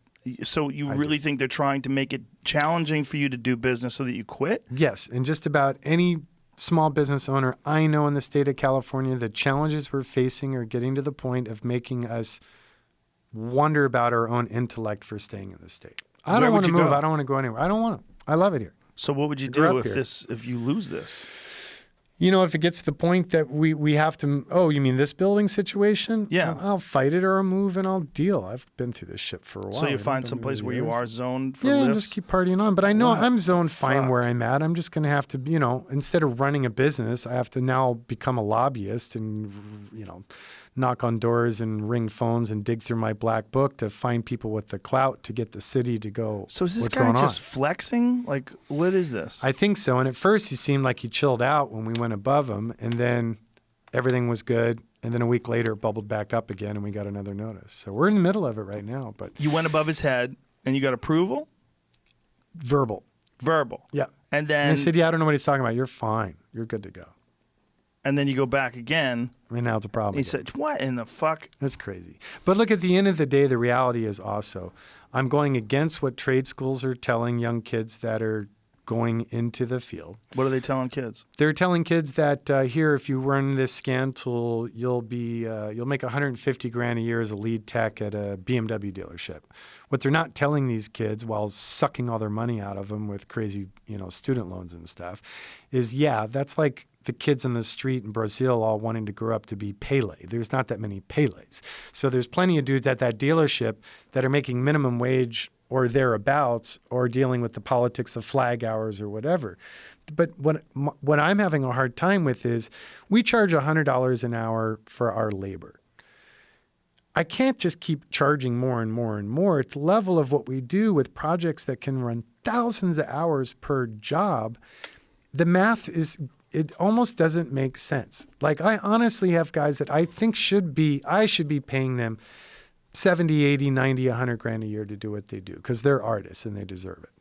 The bullshit of running a business in California and all of the exponential costs that are added on top, they even de-incentivize overtime now. If I give a dude overtime, it ups his tax rate. And they take even more out of the overtime. Well, whatever happened to like GDP and employment and productivity and like keeping everything rolling? They're de-incentivizing us even to offer our employees more money with more hours. It's tragic. And I've lost several guys now that have gone to do jobs that they hate. But like Department of Water and Power, I've lost several employees at DWP because they get a pension, they get killer health care, they get 90 grand a year to pick their nose and watch other people work. Ugh. Sucks. What is this? Is this a Democrat thing? I think it might be the uber green side of Democratic because I think the whole two-party system's a shit show as it is anyway. I don't think it's about which party so much as I think we've empowered attorneys to such an extent that it's downright sinful because it's hindering industry, it's hindering innovation. There's just so many constrictions because everyone has their hand out. No one's self-accountable, but everyone's liable. So then you need a policy for that and so that. I mean, we had an employee once sue us. He jumped in a dumpster to stomp on everything to compress it in the dumpster. It started moving across the ramped parking lot, and he jumped out of it, clipped his leg on the way down, and shattered his arm in 4 spots. Well, he sued me. And it's like, well, it's not in your job description. Did someone tell you to jump in the dumpster and stomp on it? No. And then we discovered the guy had embrittled bones due to chemical agent exposure in the military. But it's my problem? Like, what? People, whatever happened to like be proud of what you do, be respected, be well paid, everyone's content, everyone's like inspired and engaged. And I just feel like more and more there's just so much noise and lawyers and policies, all this crap. It's like, well, we're just here to like do something we love and get rewarded and pay people. I mean, I'm stoked that, we support directly 58 families, plus all our sublets and everything else. But it's hard to retain people when we know we can't pay them what they're worth in this business environment. I have a really hard time with the whole crack thing. Catching someone stealing, smoking crack, and you can't fire them. That seems so strange. You have to give them a week's worth of money. Yeah. On the spot. On the spot. Yeah. So you have to cut them a check. It's just getting so stupid. That seems insane. And you got to offer them therapy? I mean, to be clear, I didn't catch Brown? a guy Who did doing that. I know what you're saying. It's just a general thing. But I tell you, man, more and more a surf shack with like my own little garden out back and my little leather studio and sell shit on Instagram, simplify life. Me, my wife, and my dogs. And I know what you're saying. My own one-bay garage. But, Maybe Jamie, move to Montana. You can get away with anything. Been dealing with cancer. My wife got diagnosed with cancer last year, and we've been in the throes of chemo and dealing with that whole shit show. You want to talk about something that puts everything into perspective. Yeah. We really made us stop and sit back and go, okay, all right, that doesn't fucking matter. Like a lot of the bullshit, a lot of the noise in our modern world does not matter. Doesn't mean a fucking thing. So that kind of reinvigorated, but also refreshed my perspective to remind myself if someone's panties are in, they're not because their icon's been in storage for 6 months. They didn't plug it into the tender and the battery's dead, and they want to call and yell at me about it. Be like, really? Like, give me your bank info. I'll send you your money back. Oh, well, no, that's not what. Okay, then why are we interfacing like this? You have a dead battery. Yeah. You haven't been there for 6 months. Dude, That's come what on. happens. Pick your battle. Well, that's why the icon has a real easy way to remove the battery posts. Right. And Yeah. an integrated tender if you click that Yeah. box on the fucking configurator. Yeah. Well, there's a lot of silly people out there for sure, but it's just weird when they're empowered by the government. When when you don't have a common sense approach to knuckleheads. If you got a guy smoking crack and stealing things, you're not supposed to reward that kind of behavior with a week's paycheck and counseling. I mean, it's like the homeless challenge that we're facing. And, when we try and address that, in my opinion, when that's addressed on a state level, it's going to fucking fail. Because then you're going to overburden that state. Even if they're innovative and brilliant in their solution, then the whole country tilts to that state and they all come a sliding over. Yeah.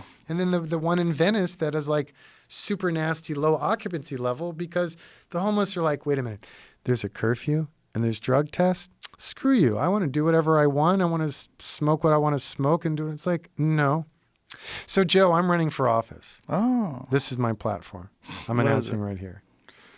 Catalina. Catalina kind of sucks. Have you been there?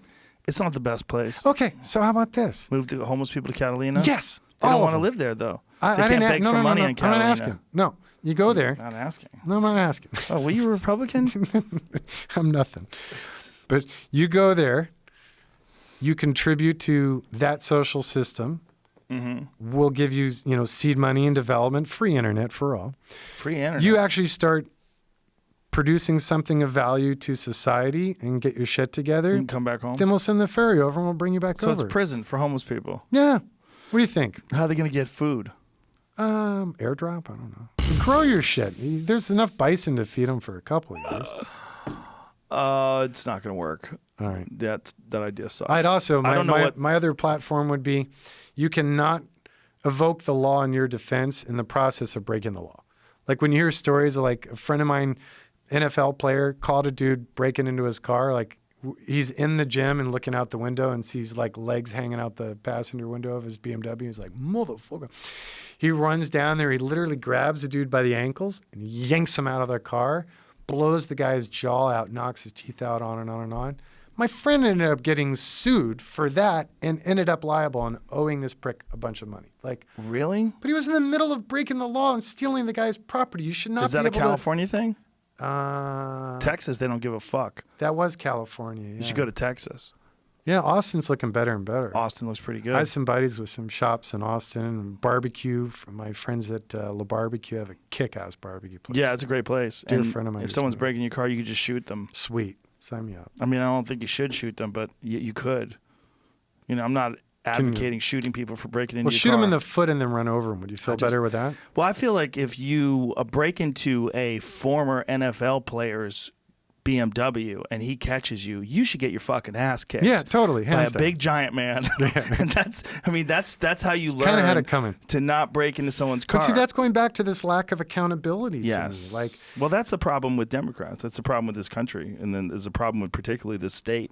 This state is so progressive minded, and I'm a progressive, and I'm a very open-minded person, but you can't remove responsibility. Yeah. You can't remove the consequences for actions. You can't do those things. You can't give people participation trophies, and that's what you're doing. Yeah. And No, I agree. And that attitude that people have by thinking they're being open-minded and kind and nice, you are just enabling people to keep fucking up their life by not just get an award by they showing have no, up. They have no consequences. And, you can't litter, right? So how come you can put a fucking tent filled with shit and just park it under the overpass? But if I throw a can of Diet Coke out my window into that same spot, I will get a fine. And I will get arrested, rightly so. But why can this asshole park his fucking tent filled with crack there? How come you can have cardboard boxes just scattered out all over the place that you sleep on? I don't know what to tell that guy and how to change his life once he's got a tent, once you're camped out under the overpass. there's a lot of things that have gone wrong to get you to that position. But what I do know is you shouldn't be allowed to have a fucking tent. You shouldn't be allowed to have these tent villages under Downtown, man. Have you spent How much about time Venice? lately in downtown? It's Yes, out but of how about Venice? I went to control. dinner the other night in Venice, one of the last times I could go to dinner for the next couple months, I think, in a restaurant. But when we went down there, there's a nice house, like a beautiful house in Venice. Across the street, there was 50 tents just filled with shit, broken bike parts and garbage and just things piled up. And you're like, this is the problem with being open-minded. This is the problem. And this is why people like when Rudy Giuliani cleaned up New York City with this totalitarian approach, like the people that live in New York City that weren't homeless were like, fuck yeah, finally. Take these homeless people off the street. Do this. Fix that. Make it harder to be a criminal. Make it more difficult. You know, and the downside of it, a lot of people got arrested that probably shouldn't have. A lot of people got frisked that probably shouldn't have. A lot of people got harassed that probably shouldn't have. But on the plus side, you got to crack a few eggs if you want to make an omelet. And they cleaned up New York City, and they cleaned up the homeless problem that they have there. I think that's like probably our most vexing modern social challenge. Yes. Is how it's really how It's a far healthcare. It's a gotten. healthcare Yeah, challenge, it's a crazy. mental health care challenge. The bottom line is, how did you get to that position? Like, there's many things that Via have to go federal wrong. negligence. There's that. There's the original problem when they changed what it constitutes to be mentally Was that incapacitated. the Carter administration? I believe it was the Reagan administration. Reagan administration. Yeah. Yeah, I mean they Gave him a bus ticket and Yeah. sent him to L.A. well, that's what they're doing. I mean, they send people all over the country. Everybody likes to do that. They send them to Palm Springs. Get out of here. Get out. What? The desert? What am I doing? I'm with you though, man. Like the restoration of personal accountability. Like to me, my word is everything to me, and I'll lose my ass to honor my word. If I told you I'm going to do something, to whatever extent I have to go, I'm going to do it because my generation, whatever, my dad, I was raised where that meant everything above all other things. Yeah. But more and more, like corporations have no conscience, and that's been encouraged more and more and more, right? So there's a lack of accountability there, all the way through to if your kid even shows up to school, he gets a fucking award. Like, no, we need to celebrate the leaders, the people that really are pushing and going, and let them reap the benefits and gains of that. And our government should be protecting their energy, their efforts, their investments, their intellectual property. But I just feel like it's almost like everyone should get something. And it's like, no, that's not how it really works. Like, It's never how it works. Yeah. It's never been how it works, and it can't be how it works. It's the whole reason why it's difficult to get out of bed, because there's a reward for accomplishing that. It's difficult to show up at work, but there's a reward for accomplishing that. Do you It's think we'd difficult ever- to exercise? do you think we could segment aspects of our culture, our society? Meaning, do you think it would ever be viable? And I'm so politically ignorant, so maybe you're just going to laugh me out of the room. Could you socialize legal defense, education, and healthcare? Like, do you think that would be viable as a hybrid where it's a democracy, it's a capitalist-driven system, but you take the money, therefore the corruption that takes us, like the business of medicine versus the art of medicine, are completely different things. You know, now I'll give you a pill so you can live, and then we'll give you another pill to deal with the ramifications of the side effects of the pill we gave you, versus the cure got fucking shelved, you know, because there wasn't a rev model behind it. Yeah. Do you think we could ever, would that ever work? I think mean, guess it education and hasn't. healthcare for sure can be socialized. The question is, would you get the same education, the same healthcare if it wasn't socialized? I think as long as you had private options, you would. And then the problem is, well, how much funds go towards these public education solutions Versus and the these private yeah. options that have the access. Yeah, and that's always going breaks to be it. the issue, and that's because when people want. Look, if someone is excelling at something, whatever that is, whether it's teaching or whether it's being an orthopedic surgeon, they want to be rewarded for their efforts. Plus, they probably acquired a massive amount of debt, right? Yeah. If you're an orthopedic surgeon, you've gone through medical school, there's a strong chance that you're deeply in debt by the time you start cutting people. And that's a real problem. It's a real problem because that also incentivizes them to perform surgeries that are not unnecessary, that are unnecessary rather. And you hear about that all the time. I mean, there's a lot of doctors that just want to start cutting people. and they don't have proactive solutions. Like, listen, this might take a long time, but let's try to rehabilitate this first. Particularly with like back issues. Oh, it's all gone. Yeah. Yeah. I remember when I first started having my health issues, I'm epileptic. And when I first started looking into that, and they were throwing darts at the wall for a decade, like, I don't know, it could be this, could be that, endocrinologists, cardiologists, all these different specialists. And literally the cardiologist sits me down and it's like, okay, so here's what life with a pacemaker is like. We're going to do this. I'm like, whoa, back the fuck up. Like, show me the math. Like, I'm far from a doctor, but I'm kind of an engineering guy. So like, show me the math. Like, this is a result of that, which causes that as indicated by this. Therefore, we're going to do this. Couldn't. It's like, well, we just figure, it's probably a safe measure. I'm like, so you haven't even seen anything that clearly defines that that's even the issue. And you're, no, fuck you. I'm out of here. Like, well, he's dealing with 15 people a day. Yeah. He's probably exhausted. Well, and he's got a big note and a big loan. And and also a little desensitized. Yeah. They get desensitized to people's struggle. And, did you and I talked about this, but did you look into ketogenic diets? Did you ever look into the idea of ketogenic diets and how it benefits epilepsy?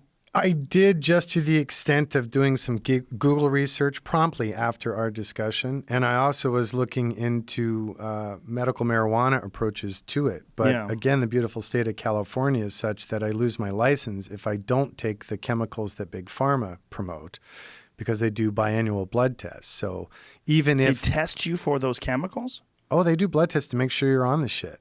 But is that just assuming there's no way to cure epilepsy? Correct. That seems insane. Yes, because it does, especially with all the proof in CBD solutions, right? Yeah.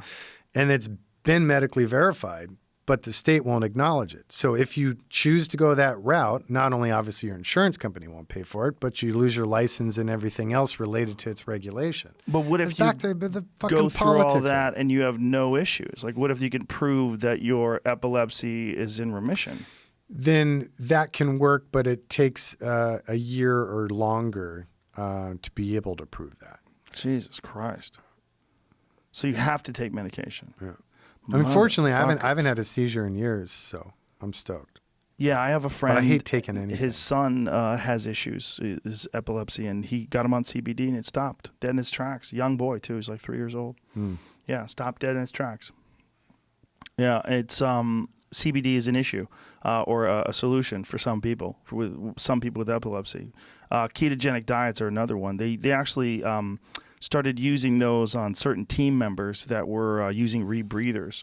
So certain SEALs and team members that were using these rebreathers, some of them would have seizures for some reason. Rebreathers it's not a scuba gear. It's a different sort of setup. Yeah. And one of the ways they found to mitigate that was putting them on ketogenic diets.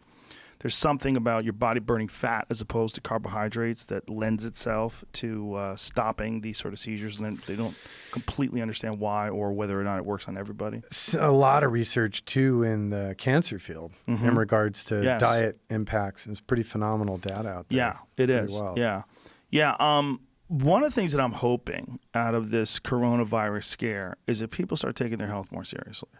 And your immune system, and just if something hits you and you're in a compromised state, you're so much worse off than if you're in a healthy state. I mean, it literally is like having insurance on your body being able to defend itself from an outside attack, because that's what a virus is. Stop. Yeah. Listen to it, honor it, chill, stop your roll, get better. Keep your defense up. Keep your strength up. I mean, that is literally the benefit of a healthy diet and exercise, is your body functions better and it can ward off attacks. And that's what people have to think about when the flu comes around or anything comes around. That's an attack.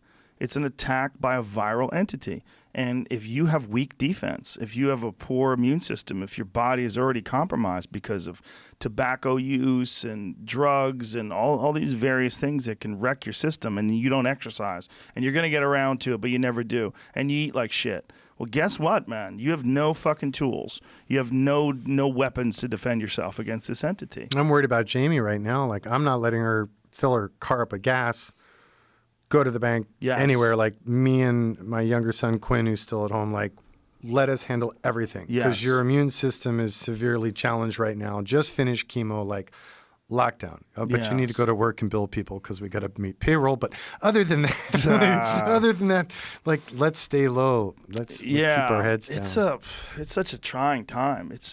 I'm just really hoping that it's a wake-up call for some people, that they really understand how important it is. It's not there's so many intelligent people that I know that treat exercise and diet and just your own physical well-being as if it's a frivolous pursuit of shallow-minded people that want to, the egotistical, vain people that want to have nice bodies. And it's for fools. That the intelligent person concentrates on the mind. But I think that's that is in itself, it's an unintelligent way to approach it. And it's not holistic. You should treat your mind as if it's a part of your body. Right. And that's But again, really it's what it more is. of that polarization that unfortunately we are seeing in the last 10 years that's just growing exponentially. So that's one thing I hope out of this is that us amongst ourselves as Americans and as a larger family of people who only have one globe to live on. I hope there's more. I hope to see this create more cohesion, more of a unification amongst all mankind. Yes. To realize we all are dealing to different extents with the same challenges, the same potentials, the same liabilities, and get people back tribally together. Yeah, I couldn't agree more. And I think that sometimes it takes a real outside challenge to bring us together. Or a scare. Yeah, a scare. I think this is a scare. I mean, it's a challenge. And it's such a reminder, because I've always felt this. It's all so fragile, right? Like, even our Western reality, like, okay, just from a small business owner, right? Like, I think it's probably fair to say that nationwide, any business that's under, say, whatever, 20 million a year, are kind of hand to mouth, give or take a couple months. Yes. Right? Then you look at our distribution systems, our infrastructure, all of it. It's all so fragile. So any arrogance because of convenience or wealth or resources or connections that we all have, it's pretty quick that none of that shit matters. Yeah. And it's all so fragile. But I hope, again, that there's a positive spin to that where people can understand and acknowledge that and therefore learn and connect and have greater consideration for our neighbors, ourselves, our own bodies, our mind, our spirit, but get people more connected and face out of their fucking phones. Yeah, I'm really interested to see what happens coming out of San Francisco, because they're the first ones to impose a real lockdown. Yeah. Like, you're not even supposed to go to work. Yeah. Like, I don't know how they can say that. I don't know how they can do that, and I don't know what's going to come out of that. But again, they're still dealing with medieval diseases on the street because people are shitting everywhere. I mean, so you're really concerned with But that means healthcare. Portland should have been first. Well, I mean, you're really concerned with people's health, and you've got people literally diarrheaing on people's cars all over Haight-Ashbury. I mean, it's fucking nuts. San Francisco there's apps where you can see the human waste scattered out throughout the city. So people, when they see human shit, they enter it into the app, and it's spectacularly disgusting when you look at the map of San Francisco and human shit. It's all over the place, and they don't do a goddamn thing about it. And they seem to think that these people need help and these people need, but it's like if those people were murdering people or assaulting people everywhere. If all homeless people assaulted people, would they treat it the same way? Well, they would say, well, these people are breaking the law, now we're going to arrest them. Well, they're breaking the law. They should be breaking the law if they're camping out and throwing garbage everywhere, too. I'm not saying you should arrest all of them, but you need to do something. You can't just look at it like it's not a gigantic public health crisis. Such a vexing issue, man.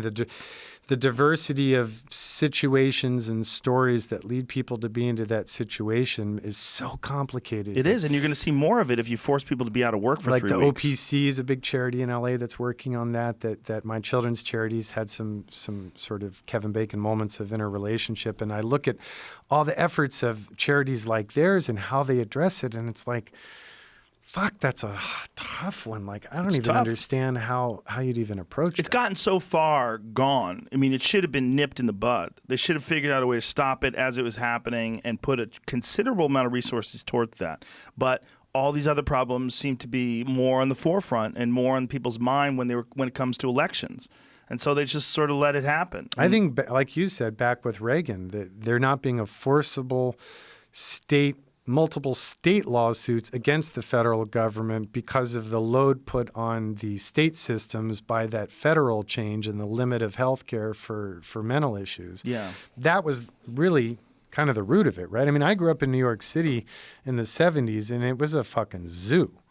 But that now even pales to what you're seeing. Like, I went to visit a supplier 3 weeks ago in downtown LA, and like just trying to drive down his street to get in his parking lot, it was like a circus, man. Yeah. And like they've not only taken over the curb in the street, they're walking down the middle of the street with an attitude like I shouldn't be driving on this street. And like half the businesses on the block literally gave up and closed down. And they can't even, like, my friend wanted to move his company, and the realtor's like, you're fucking dreaming. Like, never going to sell this building right now. Like, look at this neighborhood. And there's nothing they're doing. Yeah. They're I don't know, it just keeps getting worse. When I was filming Fear Factor down there in the early 2000s, it was bad. I mean, I was like, does everyone know about Skid Row? Like, this is crazy. You drive down Skid Row and you'd go, what in the fuck is this? This is a zombie movie. And it is tenfold worse now. Yeah. There's 70,000 homeless people in Los Angeles. I mean, that's an enormous amount of people. That's, the way I describe it is it's basically almost the size of Boulder, Colorado, but homeless. Like the entire city of Boulder, homeless. That's what it's like. It's crazy how many people there are. And that's just documented. They don't really know how many there are. I mean, it's an enormous number. It's just a rough estimate. And that's like all these COVID estimates. Wait a minute. Yeah. In the 2 minutes ago, you were saying There's one no can tests. get the test. Yeah. So how are we supposed to trust any fucking thing you're telling us? Yeah, no one has any idea. And also the fact that so many people are asymptomatic, so they're wandering around with it. And, and the real issue is the immune compromised folks. And then I'm worried as a business owner, like, because at some point, am I disrespecting my employees, my culture by staying open?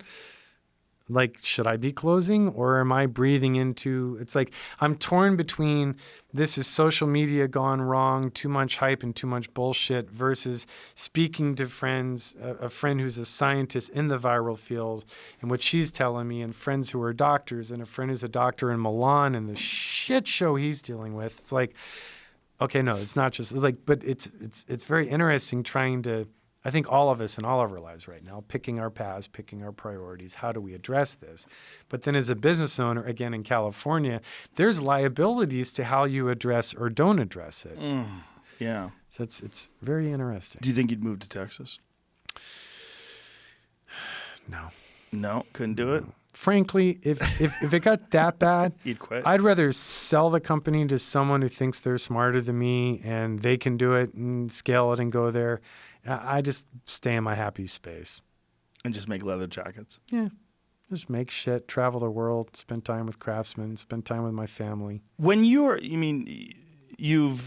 made this very, very successful business and very, I hesitate to use the word iconic, but it is. Do you have goals outside of what you've already done, or do you just do what you enjoy doing? I do what I enjoy doing. Having said that, I need to listen to the capitalist pig on my right shoulder versus the creative geek on my left shoulder, in that we've been quite successful as a company. I'm honored how many people know the brand, but I haven't amassed some, great personal wealth. If the shit blows up tomorrow, I'm looking for a job, so I need to figure out how to cash in, so to speak, on the equity the brand has created in ways that don't step on the brand's wee-wee. So I'm dying to get into all different aspects of industrial design. I'd love to do that on my own or through collaborations, but I think that my goal would be to diversify my product line, to keep revisiting classic design in a modern context, but in many different ways, in many different product segments. So I am right now, and part of the trip to Mexico and to Morocco, those trips were, and the last 3 years of practice and building prototype wallets and, sort of side hustle on Instagram and stuff, is really getting granular with it, because I do want to start a leather goods brand. Dude, make a jacket like that. Thing. I'll buy it. Yeah. That jacket looks sweet. Yeah, wallets and belts and jackets. Do you make them and for stuff. chimps? You make Dude, them for people built like me? I literally like this jacket is like hand cut, hand stitched, not a single machine used, like shit show, commercially inviable. But I'm working with Horween Leathers in Chicago and a friend's brand called Black Bear, and we're like studying different patterns and prototyping. So I think pretty soon I'm going to launch like a limited run kick-ass jacket that's like layers of story down to why that leather and who made it and how and on and on and on. I'm in. Yeah. Tell me when. I'm in. Start exploring. Well, I was like ready to go, and now I'm thinking I'm an idiot to start a new brand right now, so I might chill for a bit. Yeah, who knows what the fuck is going to happen to this economy? And like I said, I'm really interested to see what happens out of San Francisco because I think they've imposed a 3-week mandatory lockdown. I think it's 3 weeks. That's what I believe too. That is a long time to go without income. No Long time. Especially the burn rate of a company in my size, man. Mm-hmm. Like, Yeah. That's hard. what people don't understand. I mean, when someone looks at something that you create, like an Icon Bronco, and they look at the expense of that thing and how, well, boy, it must be nice. Like that's crazy. Like this guy must be making money hand over foot. for $30,000. Yeah. Well, I went to visit the car when you were making it. The level of detail is off the charts, from the polyurea coating of every fucking component under the undercarriage of the car to the media blasting this and the replacing all the bolts and all the wiring, all of this. You don't really understand what it's like to see a handmade car built from the ground up unless you watch it being built from the ground up. Asinine. It's the stupidest business. The amount of ever. money that that costs to build one of those things is fucking crazy. When people think of a car, but you can get an F-150 for $39,000. Which I look at and go, how's that possible? Like, that's amazing you guys can do it. I mean, pick it apart all we want, but that's amazing. It is amazing. Yeah. Robots. I mean, efficiency of the production, modern production lines. Look, amazing. if it all blows up tomorrow, I've had multiple lives and multiple careers that have all been amazing experiences. I wouldn't change a single aspect of my life thus far other than my wife's cancer battle. Like, it's just been an amazing ride. And if this shit all blows up tomorrow and this is as far as it goes, I'm stoked. It's been amazing. Perfect world, I'll keep pushing limits. I'll keep trying new platforms. I'll keep pushing tech. And as long as I'm able to not have a real job, I am just super stoked. Yeah, well, that's the goal. The goal is to get through life without a real job. Right. Totally. Yeah. No, like literally, we ranted about this. If anyone wants to listen to our first podcast when we first met, and we geeked out for hours and hours. But like the whole educational system alone, like, should be focused on helping our youth understand what they're passionate about. If someone finds their passion and can make it their life, they're a happier individual and they're going to break new ground and be of great value, versus trying to fit everyone into these bullshit social silos, most of which are broken and overflowing now. Like the Watson computer is better than general counsel, like at a huge percentage difference.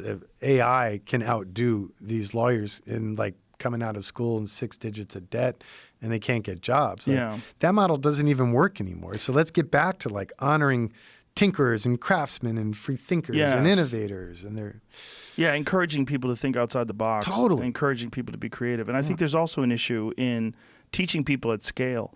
I think people need individual attention. They need some sort of a mentor figure that can tell them, hey, I did what you're doing. I went through what you've gone through. How about just understanding that individual kid, and understanding does he learn best by seeing? Does he learn best by doing? Does he learn, like, even understanding that interface? Yeah.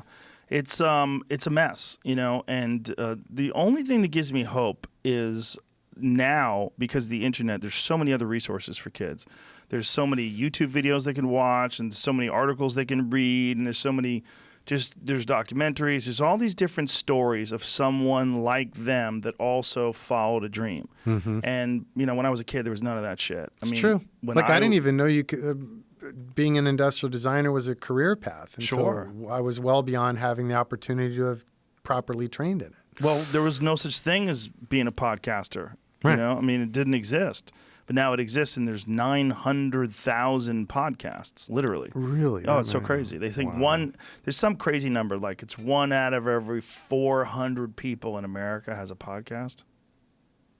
And it's mostly Is that your real? fault, Joe. Is that a real number?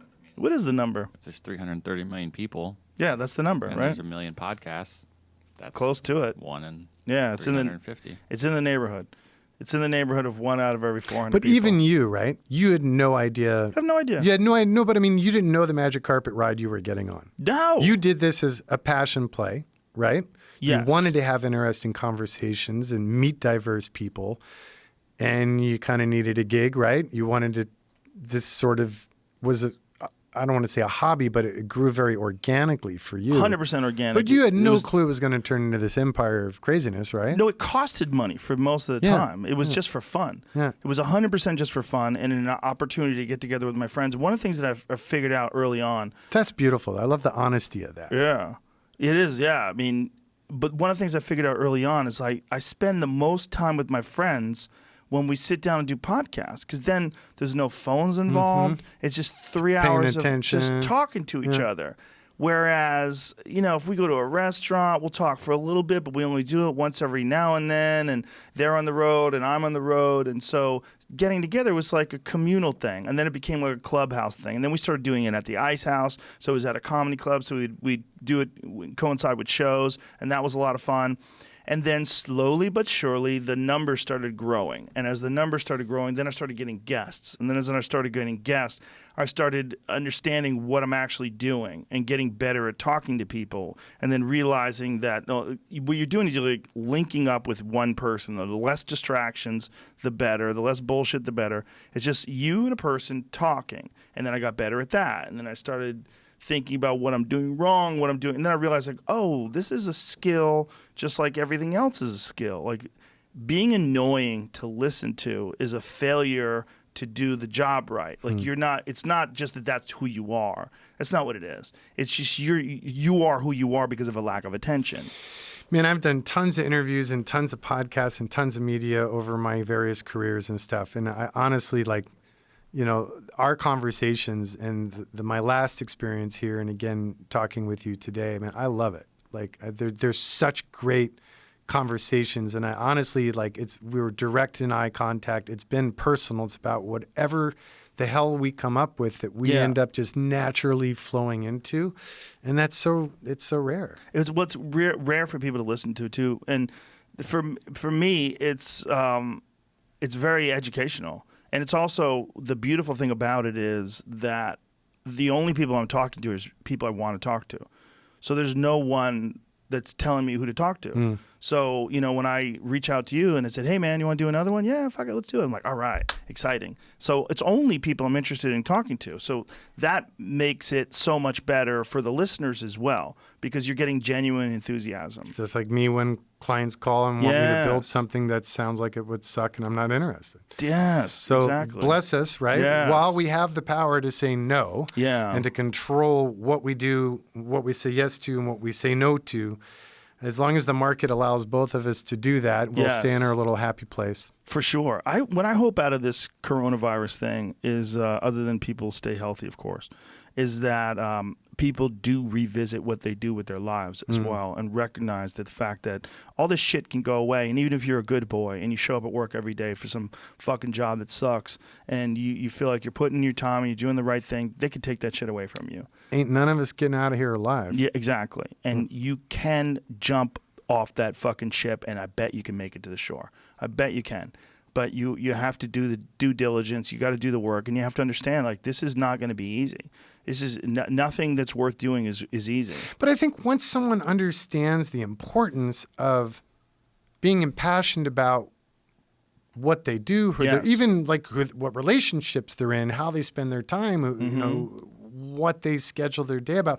Once you really own that to a deep extent, like the risk, it's not even debatable to leave the shit job, leave the unhealthy relationship, take better care of yourself, your body, or whatever. But like, once you make that first acceptance and understanding, the rest of it's a breeze. And it would be such a happier world if people had that connection. It will, and that's I'm with you. I hope that grows from this. One of the unintended positive side effects of podcasts is that they get to listen to people that have done that, people like you and other people that I've had on that are living their life the way that they chose to, and they realize like this is, and then you get to hear the story like, oh, this isn't like they weren't handed this, they didn't get a Willy Wonka golden ticket, they had a passion, and then they followed through. Shit, I had 10 grand, 2 piece of shit cars, and 4 credit cards. That's how I started the company, and I walked away from a lucrative career. Yeah, Just walked away. There's a million stories like that, you know, and those are the fun ones. Those are the fun stories. I'm just happy there's people out there that are living that example, you know, and I really do hope that some people, I mean, it's not for everybody, but some people out there that are hearing this, that are in this situation like, fuck, like, I did all the right things and my job is still gone now. And my pension, my all 401k of it. tanked, blah, blah, blah. Yeah. The real problem is people with families and people with mortgages, and they can't jump. They have leases, they have, you know, rent to pay. And it's I'd real still hard. argue, man, nights and weekends, stay up a little later. Nights and weekends. Nights yes. and weekends, even if it just gives you the creative juice. You get that juju flowing, and then you can dabble in, is there a rev model? Is this a viable business, or where can it go? But man, nights and weekends, staying like motivated and excited and thinking and stretching and trying versus just, you know, plugging in and watching the same shit being forced down our throat by media. Like there's so much that can be done even just at that level. The effort to push that car and then jump start it as it gets rolling. It's really hard to push that car, but if you can get it going enough and jump in and push the clutch in and throw it into first and boom, and then it's moving. Yep. But it's that initial effort. It's so fucking hard. But once you do it, like this podcast is easy to do now. It's easy. You just show up and do it. It's easy. But to do it from scratch, if someone had to start it tomorrow, if you think it's going to be easy, it's not. I look back, actually, just today I was going through an image catalog as I was updating the site, and I don't remember what it was. It was some image I was editing for the site, and I was going, fuck, this is complicated. Like, looking back, it seems somewhat easy. Like, there's so many aspects and so much complexity in this business that looking back at it, like, well, how the fuck did I pull that off? You know what I mean? But like, it grew merely out of the passion, and when it wasn't by focus groups or, you know, analysis or anything. It was I just fucking jumped in and started doing it, made it work. And you keep grinding. That's the thing. The grind is amazing because it does really achieve results. You just keep doing it. You keep doing it. You keep working. Keep showing up. Keep pouring your passion into it. And then you look back 2 years, 3 years, 5 years, and you go, holy shit, look at the distance. Yeah. Look at all this. Look at all the projects. Look at all the stuff that's been done. You know, I went through before we did this, I went through your YouTube channel, and I started looking at some of the newer projects and some of the older projects, and I'm like, look at the fucking amount of work that's come out of your shop. It's really crazy. Yeah, it's pretty nuts. It's amazing. 330 some vehicles out of Icon, and then a couple thousand out of the first brand out of TLC. And what is that, like a week out of GM? Not even, right? How many days is that of that's making like a cars? Fart. That's like a half day. Probably, right? Yeah. It's cool though. I mean, it's a very unique field, the field of people making cars. You know, I would hate to see the regulations and all the bullshit get down to you. I love the fact that you're a 15-minute drive away.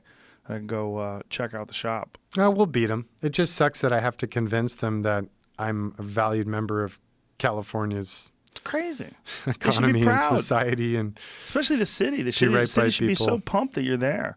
I mean, I just don't get it. It used to be. I mean, Mayor Villaraigosa found me the damn building personally. Like they were great, but I don't know. I think, you know, what a lot of people are telling me, and we're seeing this even at Bureau of Automotive Repair, California Resource Board, is there's a lot more regulation occurring now, because since California and the Trump administration have gotten pretty deep in this argument over, does California have the right to create its own air quality control mandates or not, that it's sucking so much money out of the California system that they're having to scramble to come up with new rev models. So like a lot of the aftermarket automotive, like for off-road use only marketed parts, they're now pursuing the distributor, the manufacturer, the retailer, the fucking web host, the consumer, and like penalizing everyone up and down the chain to create this rev model to keep it going. It's a real bummer, man. It's a real bummer. I mean, I understand the desire to keep air quality high, but I don't understand that you're using all these cars that are, you're using these emission compliant engines. I mean, these LS engines that you're using, these crate engines. Yeah, I'm putting cats and systems into cars that never had them. I mean, all the vehicles that we create actually emit less being driven like an idiot than the stock one did sitting in a parking lot not even being driven, if just by fact of the charcoal canister in the non-vented fuel system. Really? Just that alone. So just sitting and around the NOx the and CO2. Shit? Yeah. Oh yeah, because it was the tanks. It was vaporizing. Fuel vaporize out, and all those particulates go flying. Well, it's no different than a modern car, was my point. I mean, if you buy a modern F-150 or you buy one of your cars with a crate engine, it's the same. It's the same as far as the amount that it releases into the atmosphere. Yeah, and we're exempt, all the platform years are the vast majority of them that we work with. Pre-75, right? Yeah, pre-75. But I'm just doing it because you'd be a dumbass not to. It's the right thing to do. Yeah, and it's not like the 90s where you're putting in EGR and smog pumps and 5 miles of vacuum tubes and shit that's not going to be reliable. I mean, now it's all about wideband O2s, pre-cat, post-cat O2s, boom, boom, and a clean program. And it's better. It's a better experience. What about hydrogen? Has anybody come up with a viable method of? I mean, I know that there's people that have done some hydrogen systems in cars. Have you ever fucked with that? No, and I've been curious about it. But from what I understood, the distribution of hydrogen was the big deal breaker, in that the hydrogen that is readily distributed, if I recall correctly, was a lower grade that would not work in the systems required for hydrogen-powered automobiles. So it was a complete infrastructure shit show to get it to the point of viable. Same with like Capstone that was doing those micro turbines out in Chatsworth, Canoga Park area. I don't know what that is. Seemed quite viable. What was it? Micro turbines. So turbochargers, but they were micro? It's a full turbine. So think industrial commercial application turbines, power sources, but for road-going vessels. Oh, so that was the actual engine for the vehicle. Yeah. But apparently they burn pretty dirty. Okay. Or I don't know what I'm talking about, but that's what I was told when I was starting to dive into it. I remember there was an I just want a bloom box. Yeah, whatever the fuck they are. We don't even know what the fuck they are. I don't give a shit. That sounded cool. Anything else? Should we wrap this up? Sure. No, All right, I love being here, and I really appreciate your time and your intellect and your diversity, and thank you, my friend. Thanks, man. I appreciate what you do. I really do. I mean, I'm happy there's Jonathan Wards out there. Keep on trucking. All right. Bye, everybody. Stay safe. Stay healthy. Bye.